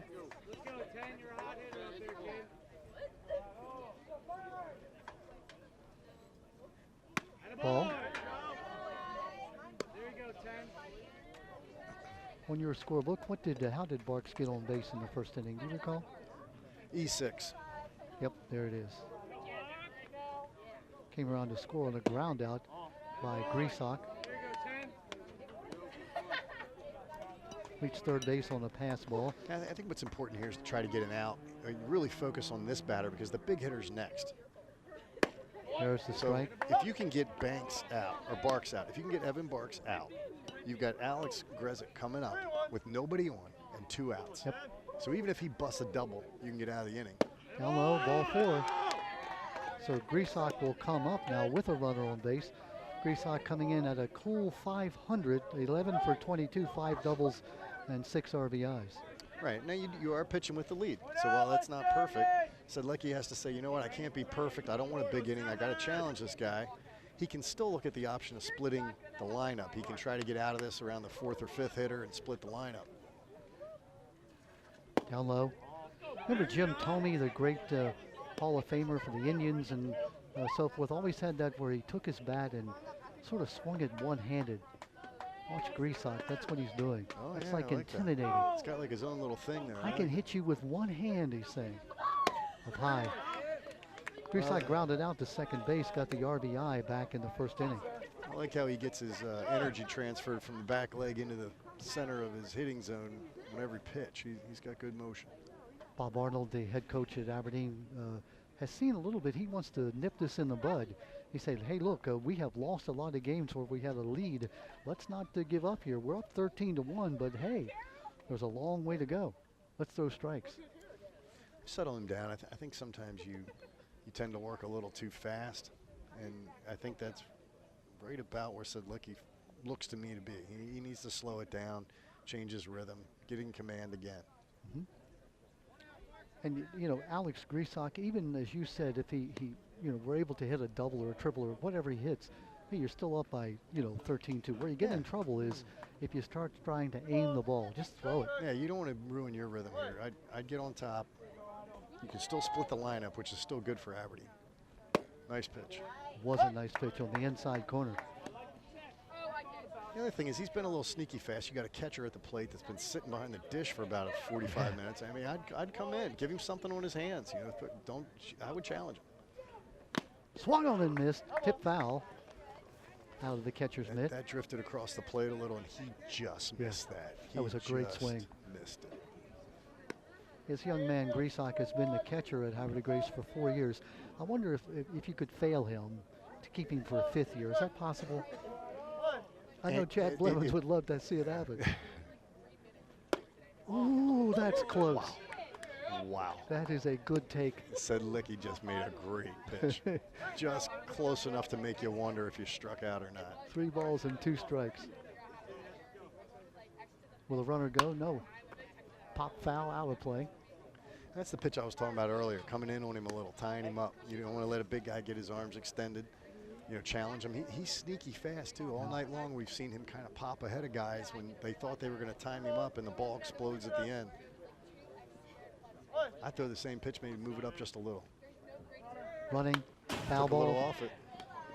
Barks was running from first to second. Well, you're right. He was right on that pitch. It fouled it straight back. When a batter does that, he was on a couple, man. He was right on it. I don't know what kind of off-speed stuff you have, but you got to change him. Give him maybe a little more inside. There he goes, running the line, shot into left field. That's going to be a base hit. Turning third, turning second, and heading to third. Here's the throw. He's going to be safe, and going down to second base on the throw is Grisak. So runners at second and third. Barks took a big chance, but he got in there. He doesn't mean anything right now. Aberdeen needs to throw behind that runner and keep.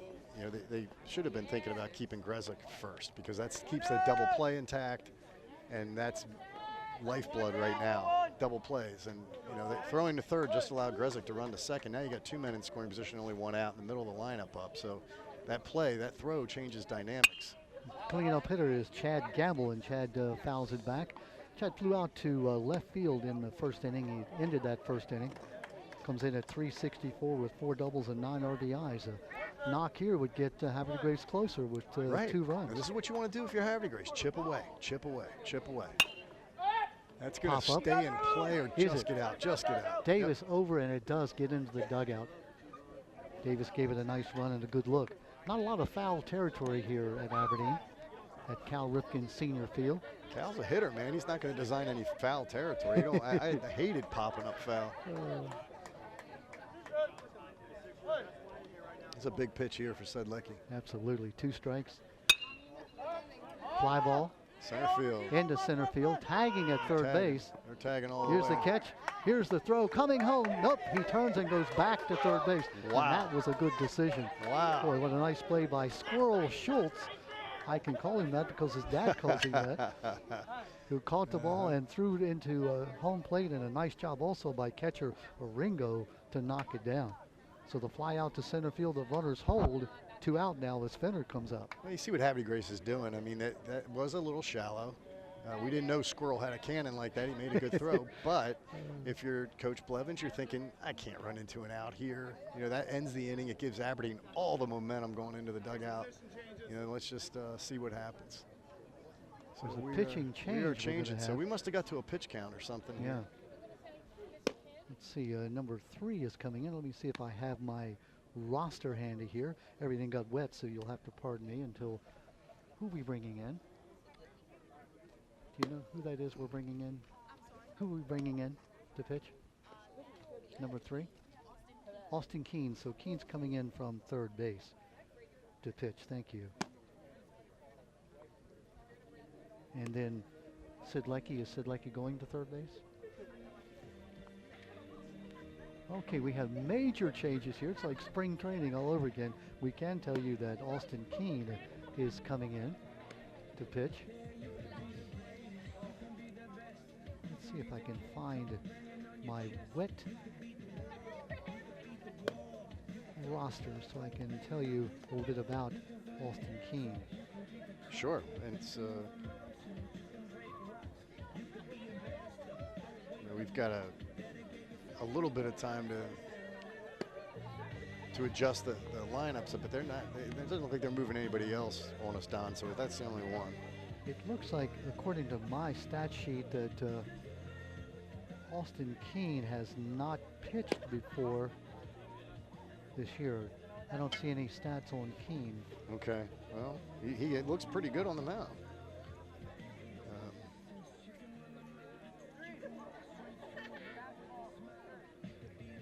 See if we can figure out where the folks have gone. We know that Keene has come from third base into pitch. That much we can tell you.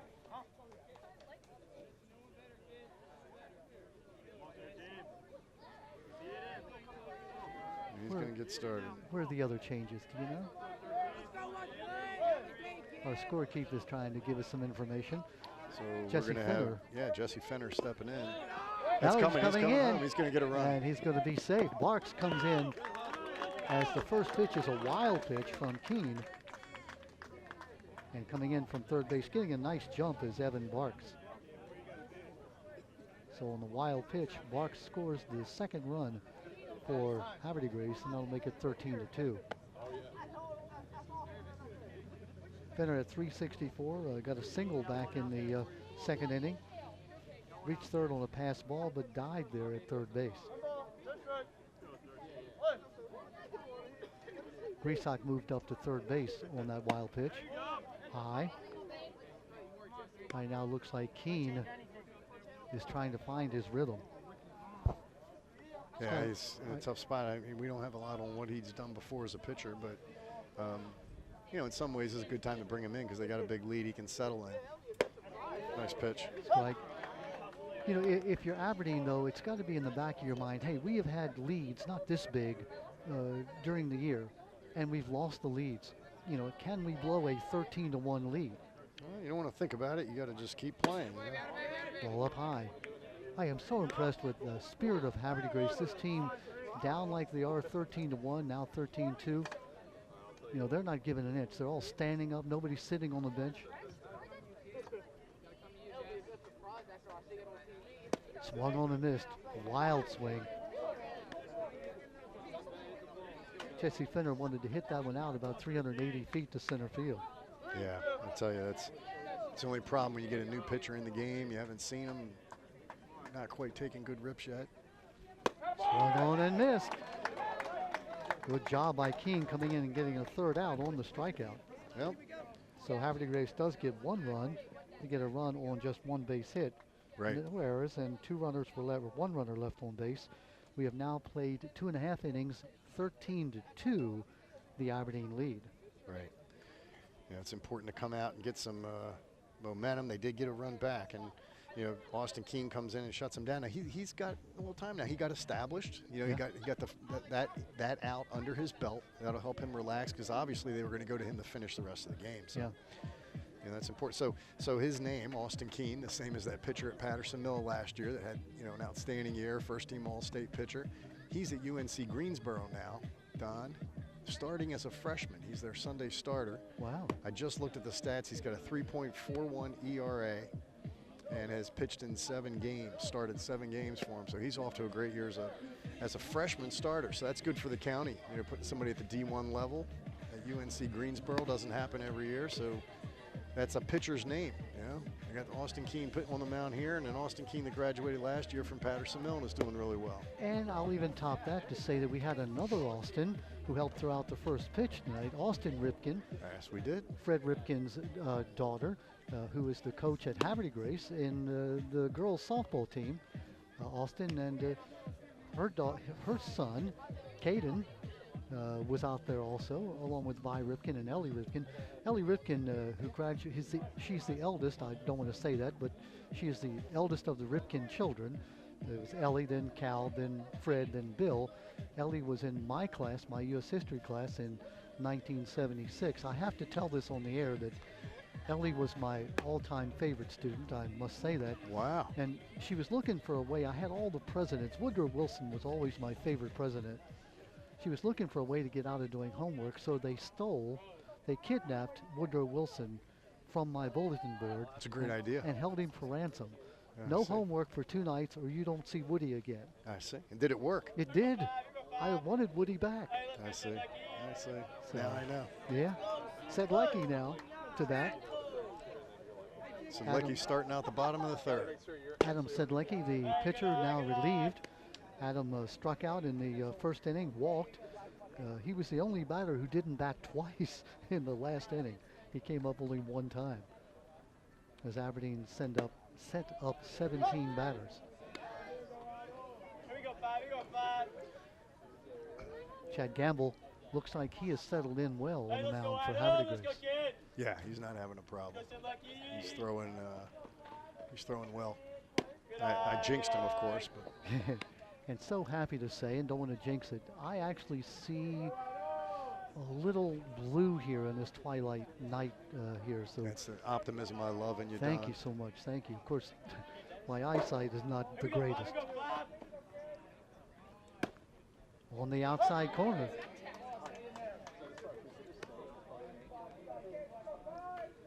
Sedlecki wants that call. Chad Gamble.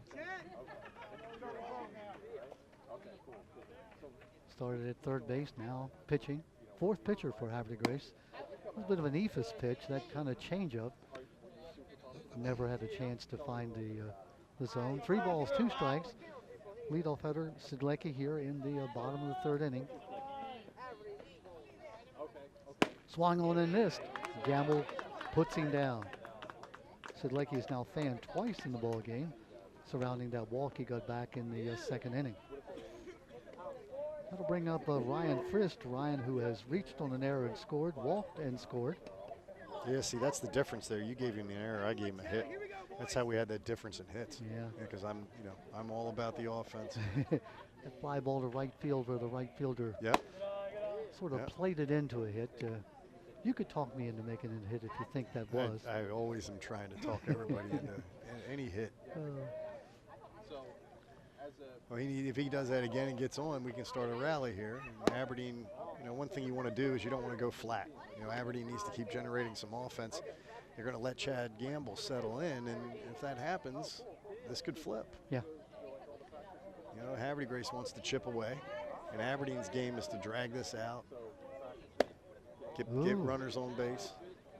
Griesach holds the ball there and gives the umpire a second look at it. And Mr. Umpire said, hey, I saw it the first time. It was outside.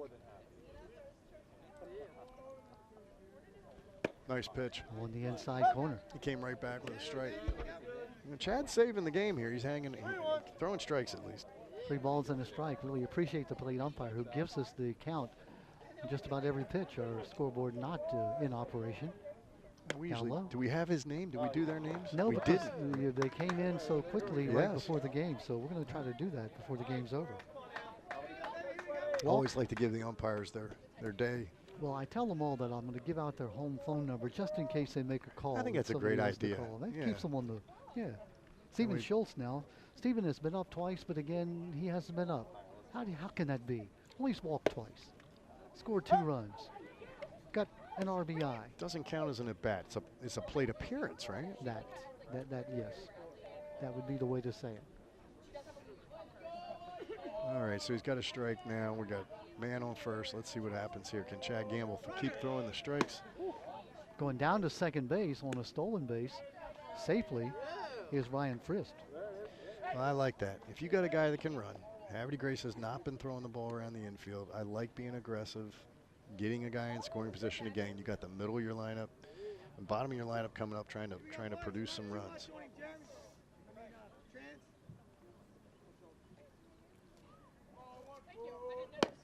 Good rip.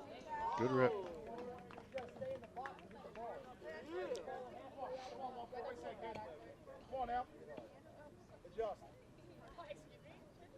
I'm looking madly for my Havre Grace defensive lineup here. Somewhere it has disappeared.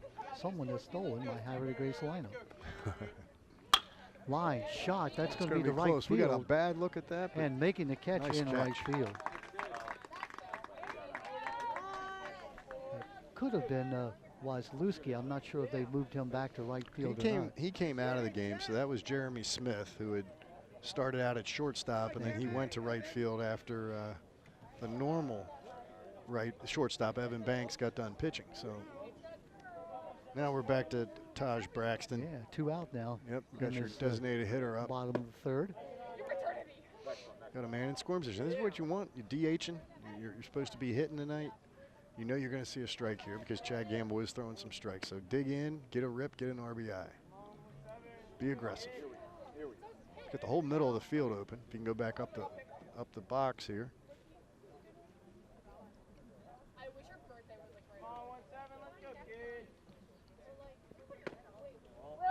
Ball outside.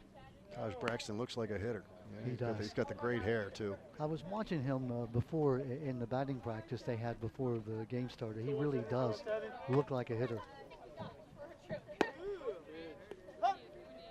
Strike is called.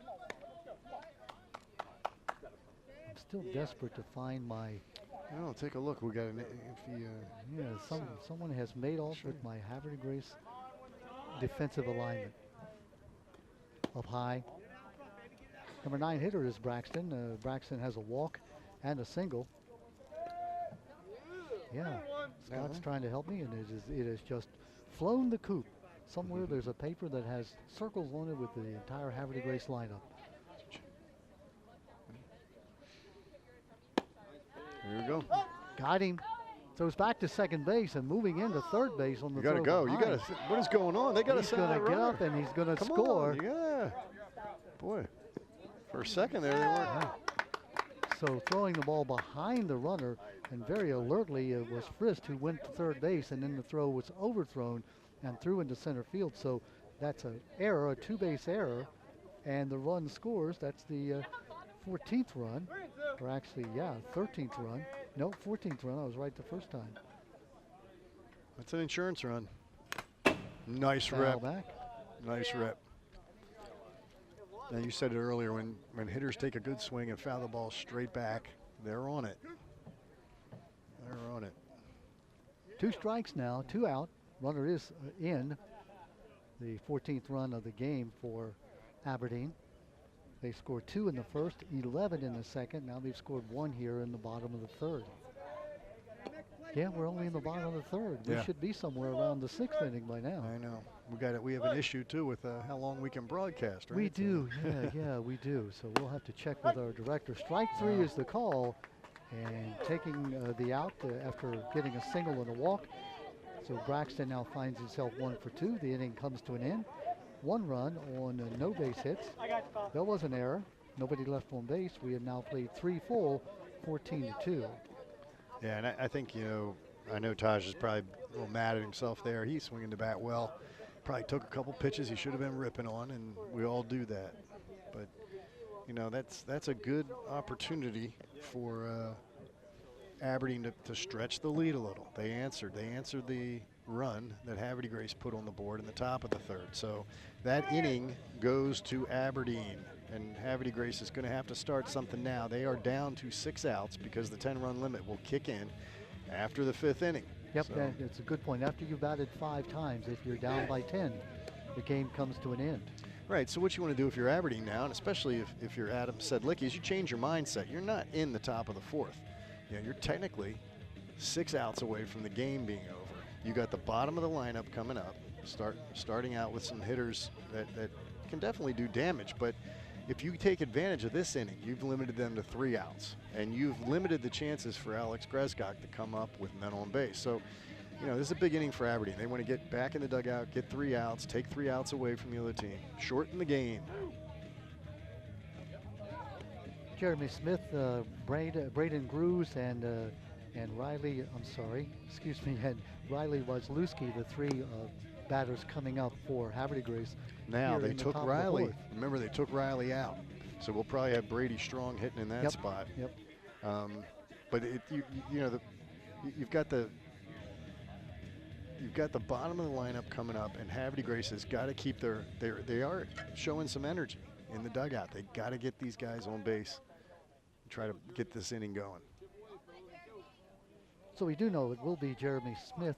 Actually, no. Check. Let's see who this is. Is this number 19? Yeah, that's Jeremy Smith. That's Jeremy. Jeremy, who sacrificed first time up, 1-4. The recorded out. Little pop up, and the first baseman, no, just not quite able to make the play. That would have been a broken wooden bat, but these BB core are different, right? So, good job by Austin Keene getting ahead. First pitch strikes are important now if you're Aberdeen. You might have a situation where Havre de Grace is taking a strike, but they're not. Obviously here Jeremy Smith is swinging, so I'd come back with Austin Keene with another strike. Just keep pumping it down the middle. It's down the middle, but high. Needs to bring it down just a little. Oh, thank you, Coach. He's given me, I think these are the changes. We'll try to come up with these here during the inning. Nice pitch. Smith. So Keene's got 2 strikes on him now. Yeah, so he said Licky's out in left field now, right? So that's with Keene coming in to pitch. Yep. Weeks looks like at first base. Yep. If they made some changes, we'll go over them when we get a break. Yep. Pop foul. Nice sound right off the. Eric, I'm proud of you. You didn't duck at all. Your reflexes have either gone or you were sure that it wouldn't come through the screen. So either way, you made the right play. Yeah, lots of changes. Sedlecki in left field. Weeks is at first base. Davis is at second. Brown in right. Feathers at the catcher. Ringo has gone to third base.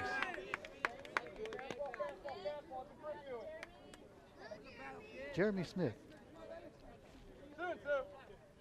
2-2 the count.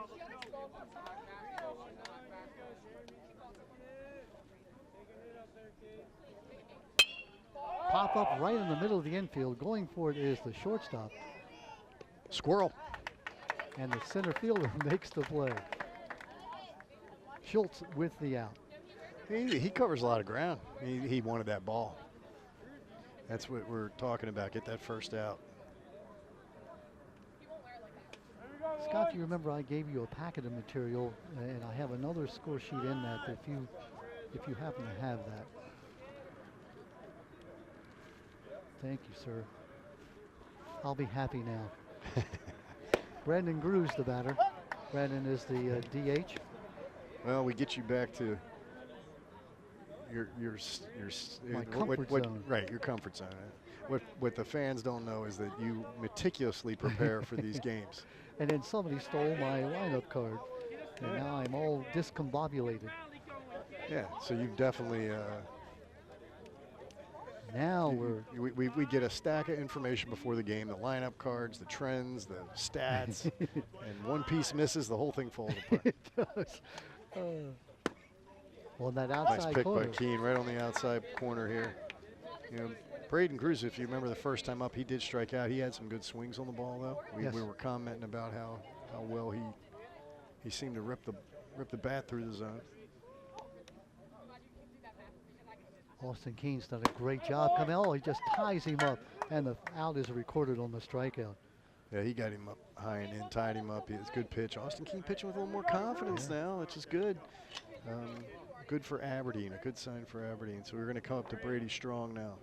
This is Brady Strong, the young man just brought up from the JV, who came in to pitch and has done a nice job. He sort of settled it in for Havre de Grace.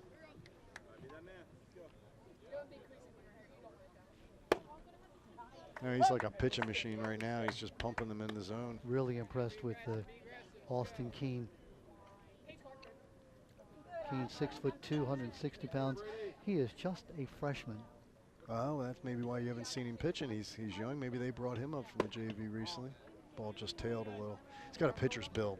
He's got good arm action. He's lanky, got good velocity.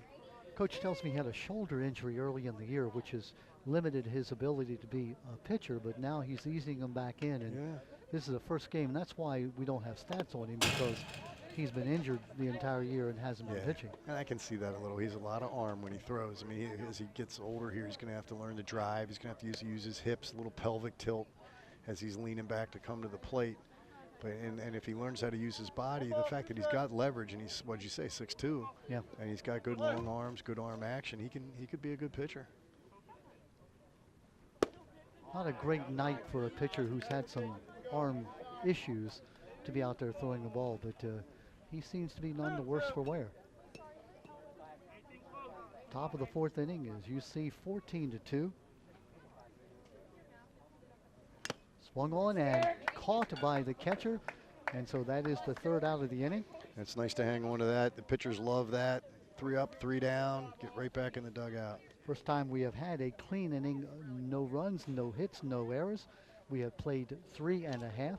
It is 14-2, and as you said, Scott, you know, Havre de Grace in danger now, down by 12 runs. That 10-run rule, the mercy rule, after they batted 5 times, so they really have just one more at bat to be able to get at least 2 runs, 3 runs actually, if they can hold Aberdeen to no runs here. Yeah, and I used to tell my teams, my players, probably the biggest advantage you have is when you're looking at a game of 9 innings or 7 innings is to break it down in innings. You know, who's winning the innings, and you really focus on that. That inning, even though we're only halfway through the fourth, that inning goes to Aberdeen because they wanted to knock it from 6 outs left in the game to 3 outs left in the game, and they did that. Yep. Now, whatever they get in the bottom half of this inning as far as runs is just icing on the cake. They've got their Austin Keene pitcher pointed in the right direction. Now what they need to do, if you're Havre de Grace, same logic. You probably lost the inning because you didn't get any runs or any runners on, but you got to start winning pitches. You can't let Aberdeen get more runs. So you have to win each pitch here and compete. If you see a letdown in Havre de Grace, that's something that's going to lead Aberdeen to maybe jump on them again this inning. Looks like Aberdeen's getting a pinch hitter in too. Maybe our scorekeeper will tell us who that individual is. Well, we had Wheeler had checked into the game. We know that from the last inning. Let's see here. I think maybe among my wet papers. Let's see if we can figure out. No, that's Havre de Grace. And that's Havre de Grace.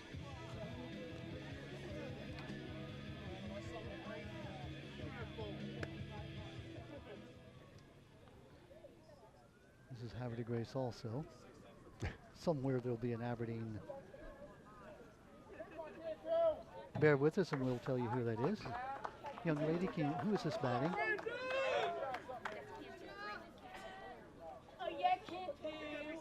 Brandon Canty, I'm told.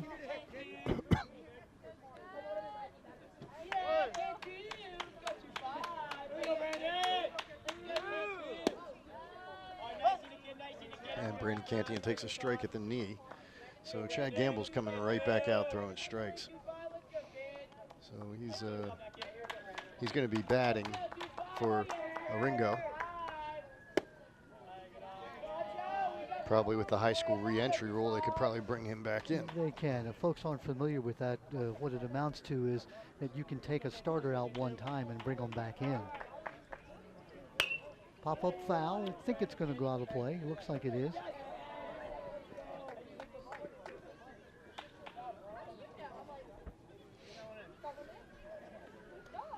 Brian Cantu. I finally found my roster here. Junior.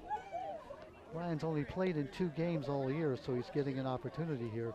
Pinch hitting for Rayleigh's Ringo. Top of the lineup, top of the order for Aberdeen here in the bottom of the 4th inning. Up high. Chad Gamble has come in and done a nice job for Havre Grace. That that nightmare of a 2nd inning where 11 runs on 4 hits for Aberdeen. Let's see, we had 1, 2, 3, 4, 5, counting the walks. 6, 7, 8 walks and a hit batter in that bottom of the 2nd inning. Yeah, that was a bad inning. Swung on a missed, and down he goes.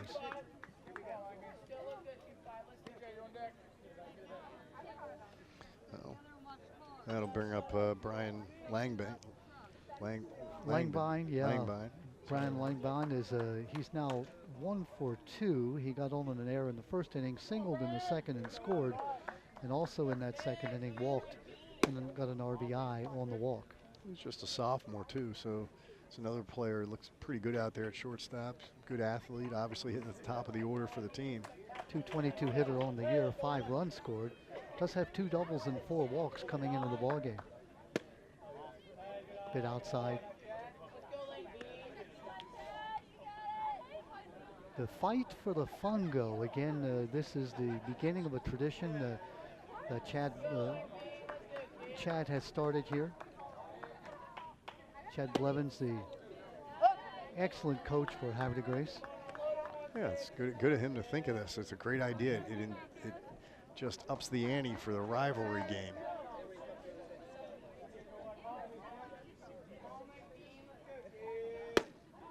Strike on the outside corner.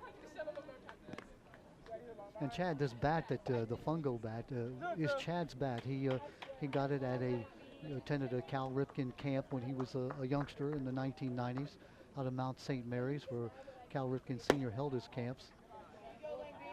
And he's treasured it all these years. It had a big split in it, so he put some rivets in it to hold it together. There we go. And now, as it looks at this point, the fungo bat would go to Aberdeen for a year, unless Havre Grace can come back and make a major comeback. The walk to Langbine, that's his 2nd walk of the game. Looks like we got another pinch hitter. Let's see if we can figure out who that is. Kevon Davis. Yeah, he's been in the ball game. Kevon Davis is number 2. This is number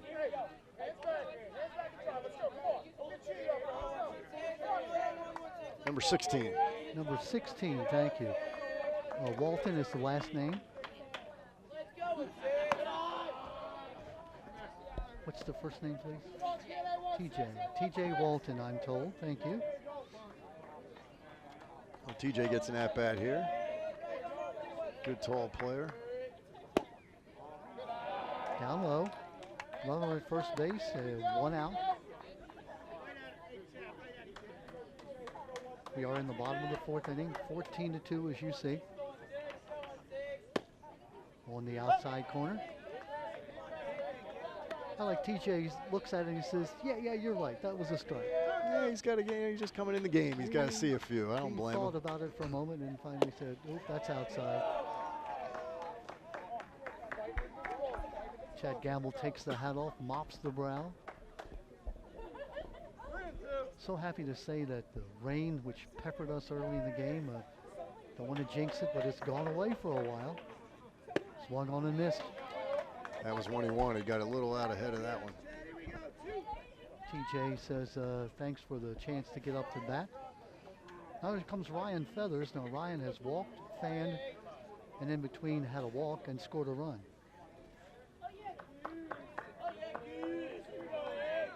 Hope for 1 officially. Chad Gamble takes the hat off and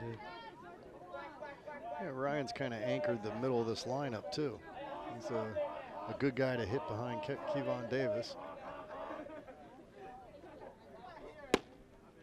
Started to swing, took it for a strike. I thought he was ripping on that one. So again, Chad Gamble all around the plate. I'd be ripping. You're towards the end of the game here. Get your at-bats, right? Get your swings. Aberdeen just 6 hits on the night, 14 runs. Pop up right in the middle. That is a major league pop. Shortstop Barks moving on and then makes the catch. So Aberdeen is held scoreless.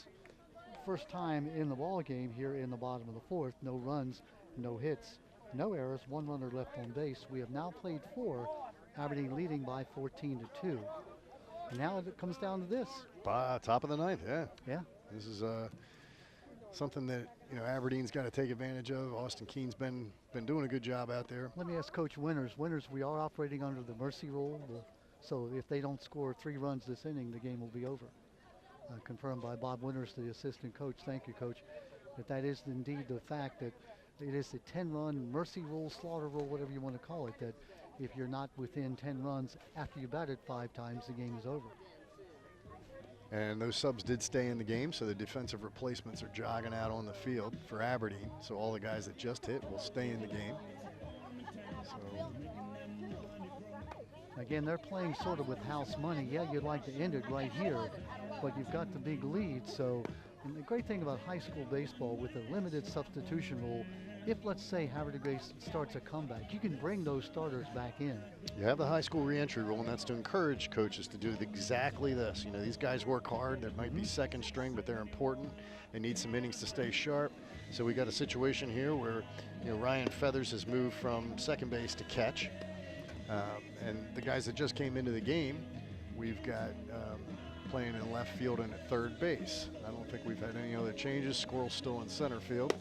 We've got. Gosh, I hope that Coach Arnold didn't give me a bad steer about Squirrel. If he did, the guy's got a new nickname now. We've had that happen before. Looks like number 25, Brian Cantu. Yeah, Brian Cantu's playing third base, so he's got that. I'm sure he's taking plenty of ground balls there. Looks like number 1, Brown, is in left field.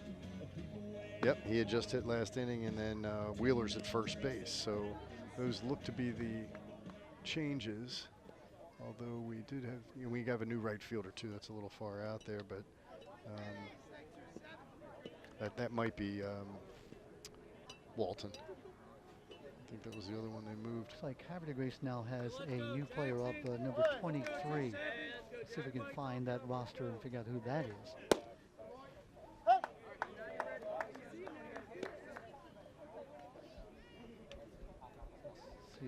Yeah, a lot of wholesale changes here at the end of the game.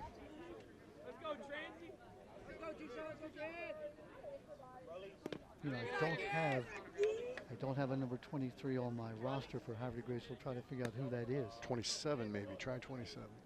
Is it 27? Yeah, it is 27. That'll make a difference. This is this is Jackson Transparenti. Jackson. Oh, okay, so Jackson's just leading off there. Yeah, the number 9 hitter. And again, Havre de Grace has to score 3 runs here to make this score 14-5 to keep this game in progress.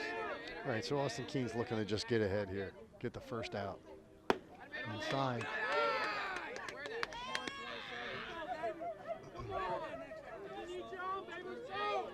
You can hear Havre de Grace is still yelling. Yeah. I mean, when they get in that dugout, they come alive. You can tell they're a team that likes to hit. They weren't too vocal when they were getting pounded on the defensive side, but the offensive side. Well, that's a strike. I think the umpire is also saying, let's get this game. That ball was a ball earlier in the game. It's a strike now. Well, Austin that means Keane, be swinging. We talk about guys settling in on the mound. They tend to get some calls once they settle in.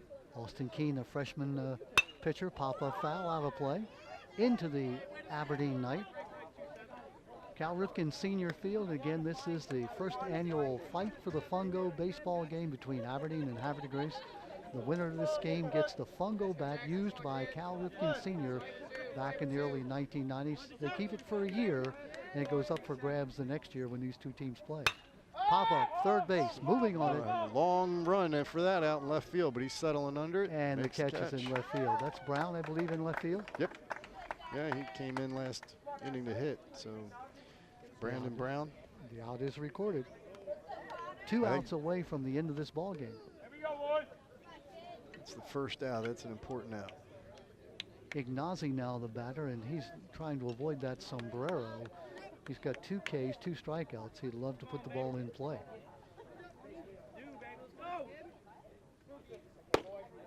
On the outside corner. There we go. Keynes just needs to pump it now. He needs to keep bringing it.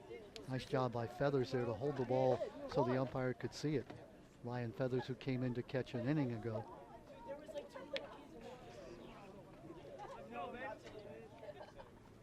Ooh, squares the bunt and has to hit the deck. It looked like that might have thrown Austin Keene off. You know, you see somebody square on you, you're not expecting it, and you automatically let it go high and tight. When the ball is coming at you at that size, the place to be is somewhere else. Get out of the way. Rolling duck. Swung on and missed. Tip foul into the catcher's mitt. You can see that Connor Ignazi is just a little bit frustrated, the sophomore. Thought he had that pitch lined up. Tough night for Havre Grace, you know. Austin Keene's down low. Obviously, all Ignazi wants to do is get on base. Right, and if you're Austin Keene, you know, you need to finish strong. He's a young freshman pitcher. You know, he wants to show he can finish this game out. He needs to take a couple deep breaths and really focus on each batter now. His pitch count's getting up there. 5 men up, 5 men down. He has been perfect in his. There's the strikeout. Yeah, that's a good pitch. He had him extended. Nice pitch there by Austin Keene. That's 3 strikeouts here. Actually, 4 strikeouts out of 6 batters. You got King came in the 3rd inning and fanned the last man up, and it got 3 up and 3 down the last inning. Now has 2 down. No, you see how important that was last inning. I mean, they're down to 6 outs left, and you get them 1, 2, 3. Not only do you limit the game to 3 innings, but you have their best hitter coming up on deck. Yeah. He's there are 2 outs. You can keep him from even batting again in the game. This could be the last batter of this game as Barks has to get on base to keep this game alive. Yeah, to get Grezcock in at bat. I mean, you know, Grezcock, he's got a hit in this game, but he's only been up twice. Yeah. If you were to say coming into this game that Aberdeen would only get a guy hitting 500 up twice, yeah, you're going to take that all day long. Barks has been on twice. He's walked, reached on an error, scored 2 runs. Both the runs that Havre Grace has, he has scored. Ooh, that's close. That was close. Down to their last out, Havre Grace here in the top of the 5th inning. Unless they can score 3 runs. Again, the slaughter rule, mercy rule. Foul back. 2 strikes, 1 strike away now from a victory for Aberdeen. What a win for the Eagles if they can get it. They come in at 1-6. They lost 13-8 to Havre Grace last week. And of course, Havre Grace at 4-3. By far, as you said, coming in, if you had to pick a favorite, it would have been Havre Grace. Right. This could be the game that would catapult Aberdeen into a much better season. Yeah, it helps. Up high. For Havre Grace, you look back at that 2nd inning, 11 runs, 8 walks, a hit batter. That certainly was just a nightmare of an inning. It was. It's not the kind of thing you normally expect to see happen. Foul fly. Nice pitch and good way to hang in there. Fouled it back. 2 out, top of the 5th inning. Havre Grace got single runs in the 1st and the 3rd. Aberdeen 2 in the 1st, 11 in the 2nd, 1 in the 3rd. That's where we are, 14-2. Oh, hitting. That means that Griesbach will get to bat.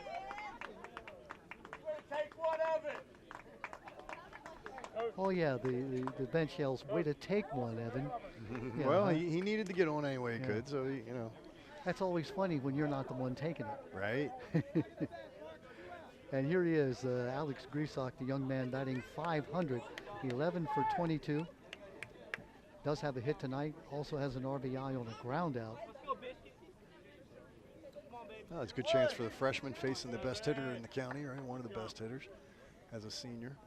Down low and outside.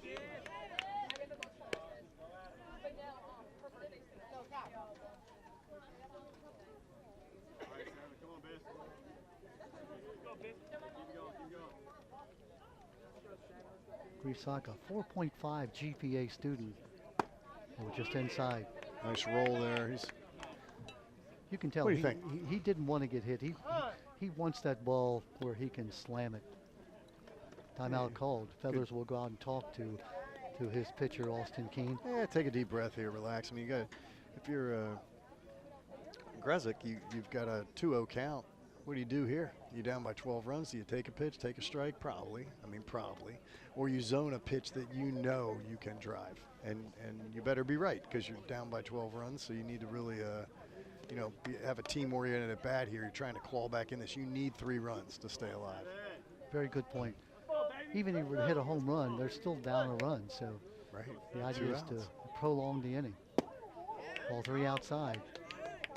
You can tell he really wants to hit, though. He said, okay, I'll take a walk, but give me something I can blast.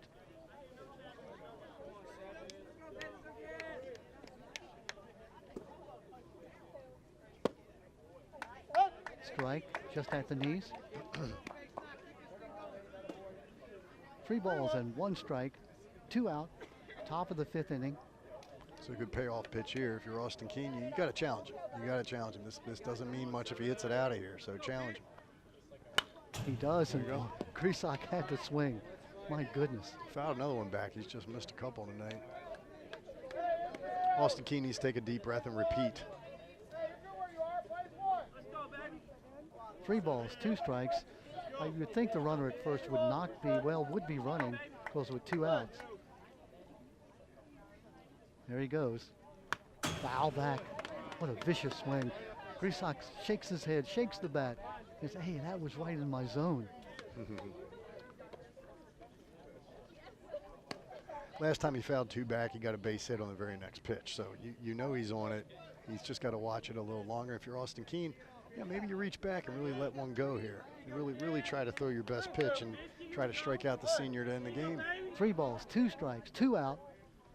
Runner goes up high, ball 4. So now the run that would keep Havre de Grace alive comes to the plate. All right, we got a game now. Chad Gamble. Yeah, Chad, who came in to pitch and has done a good job pitching. Flied out twice, flied out to left, flied out to center. Batting .364 coming in. He's a good hitter, and they got to keep this inning going, but Austin Keene's just got to throw a strike here. Throwing strikes is golden. First and second, 2 out. There it is. There's the strike. First pitch strikes. I don't know his number. I should have usually track him, but his first pitch strikes have been really important in this whole end of the game here. And again, if folks are unfamiliar, end of the game, we are at the mercy rule point, where if you're down by 10 or more, 2 strikes now. 0-2, down to their last strike. Again, the rule is if you're down by 10 or more after you've batted 5 times, the game is over. And right now down by 12, 14-2. Down to the last strike for Havre de Grace. Oh, outside. 1 ball, 2 strikes. Might have been a waste pitch there with 2 strikes. He just kind of laid it out there, made him chase it, see if he comes back with something inside to tie him up.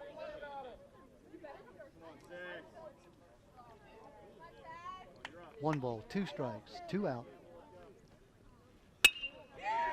Base hit in left field. Turning third and staying. That's a good idea because that run means nothing. So the game is still alive. That'll bring up Jesse Fenner. Fenner has a single and 2 times up. And now a triple. Something that would clear the bases to get 3 runs in would keep this game alive. Yeah. It does get interesting. We got a ball game, playing to stay alive. So impressed with Havre de Grace. I mean, it would have been a very easy thing to give up at this point.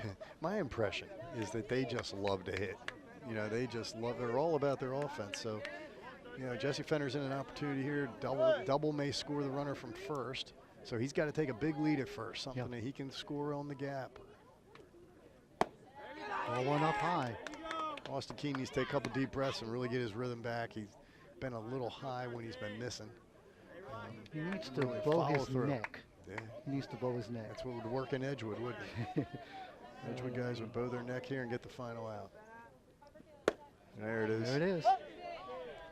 Again, Scott and I were talking to Steve Williams, the great coach at at Edgewood, who led his team to a state championship back in 1981. Again, popularized the term, probably didn't invent it, but bow your neck. Pop up. That's It's yours, coming. Don. I got it, I got it. I'm ducking, I'm out of here. Sometimes you run away from those balls and they just keep chasing you. Yeah. It's a Yeah, 10 years ago I would have had that. Now, today, no. couple fences between us and that one, but it was straight Okay, up. I man. can dream. I can dream. And it's, Austin Keene's got a chance here to buckle down and get a strikeout. 1 ball, 2 strikes. Yeah, see what he's got. Here we go. Foul back again. Boy, you can see that. I think you're right, Scott. These guys love to hit the baseball. Yeah, Jesse Fenner's, that's a good swing, 2-strike swing. He's not shying away from it. He's hacking. He knows what's on the line here. Jesse has 2 doubles and a triple. He's a good hitter. Good. 364 batting average coming in. He's aggressive, big guy. And the rain is coming back. Ground ball foul. Look out. Yeah, it's beginning to sprinkle. We've had about 3 innings of no rain. Kelly Jarrah, the excellent exec director for Harper Cable Net, took a chance with us tonight. And that's a really good call because this is an important game for the Fungo. Now back. Yeah, Jesse Fenner hanging tough. I mean, wow, just does not want to go down without a fight here. That ball knocked 2 balls out of the backstop. That ought to be worth something. Balls that were stuck there came flying down. Count remains at 1 ball, 2 strikes. Pop up infield. This should be it. Shortstop moving, and that is the ball game. Hanging on to is Brian Langbein, and the final out of this inning is recorded with no runs scored. Our final score should tell you no runs on 1 base hit in that inning. No errors, 3 runners left on base. Our final score, 14-2. Aberdeen goes to 2-6. Havre de Grace with a loss falls to 4-4. Scott? Well, it's a rivalry game. I think it's appropriate that Cal's Fungo goes to Aberdeen since he was an Aberdeen native, right? Yeah. But I was very impressed by the way Havre de Grace swung the bat. I was impressed by Sedlecki coming out and getting Aberdeen on top as the pitcher. And, we saw a good game. We got it in between the rain. It's supposed to come in here and start raining in the next hour. So good for everybody for getting it in. It's a warm night. Good night for Aberdeen High School. They get the first Fungo. And boy, great credit to Austin Keene, this young freshman pitcher who comes in his first action of the season as a pitcher. All he did is come in the bottom of the top of the 3rd inning, and he got 1, 2, 3, 4, 5. He got 9 outs, 10 outs actually.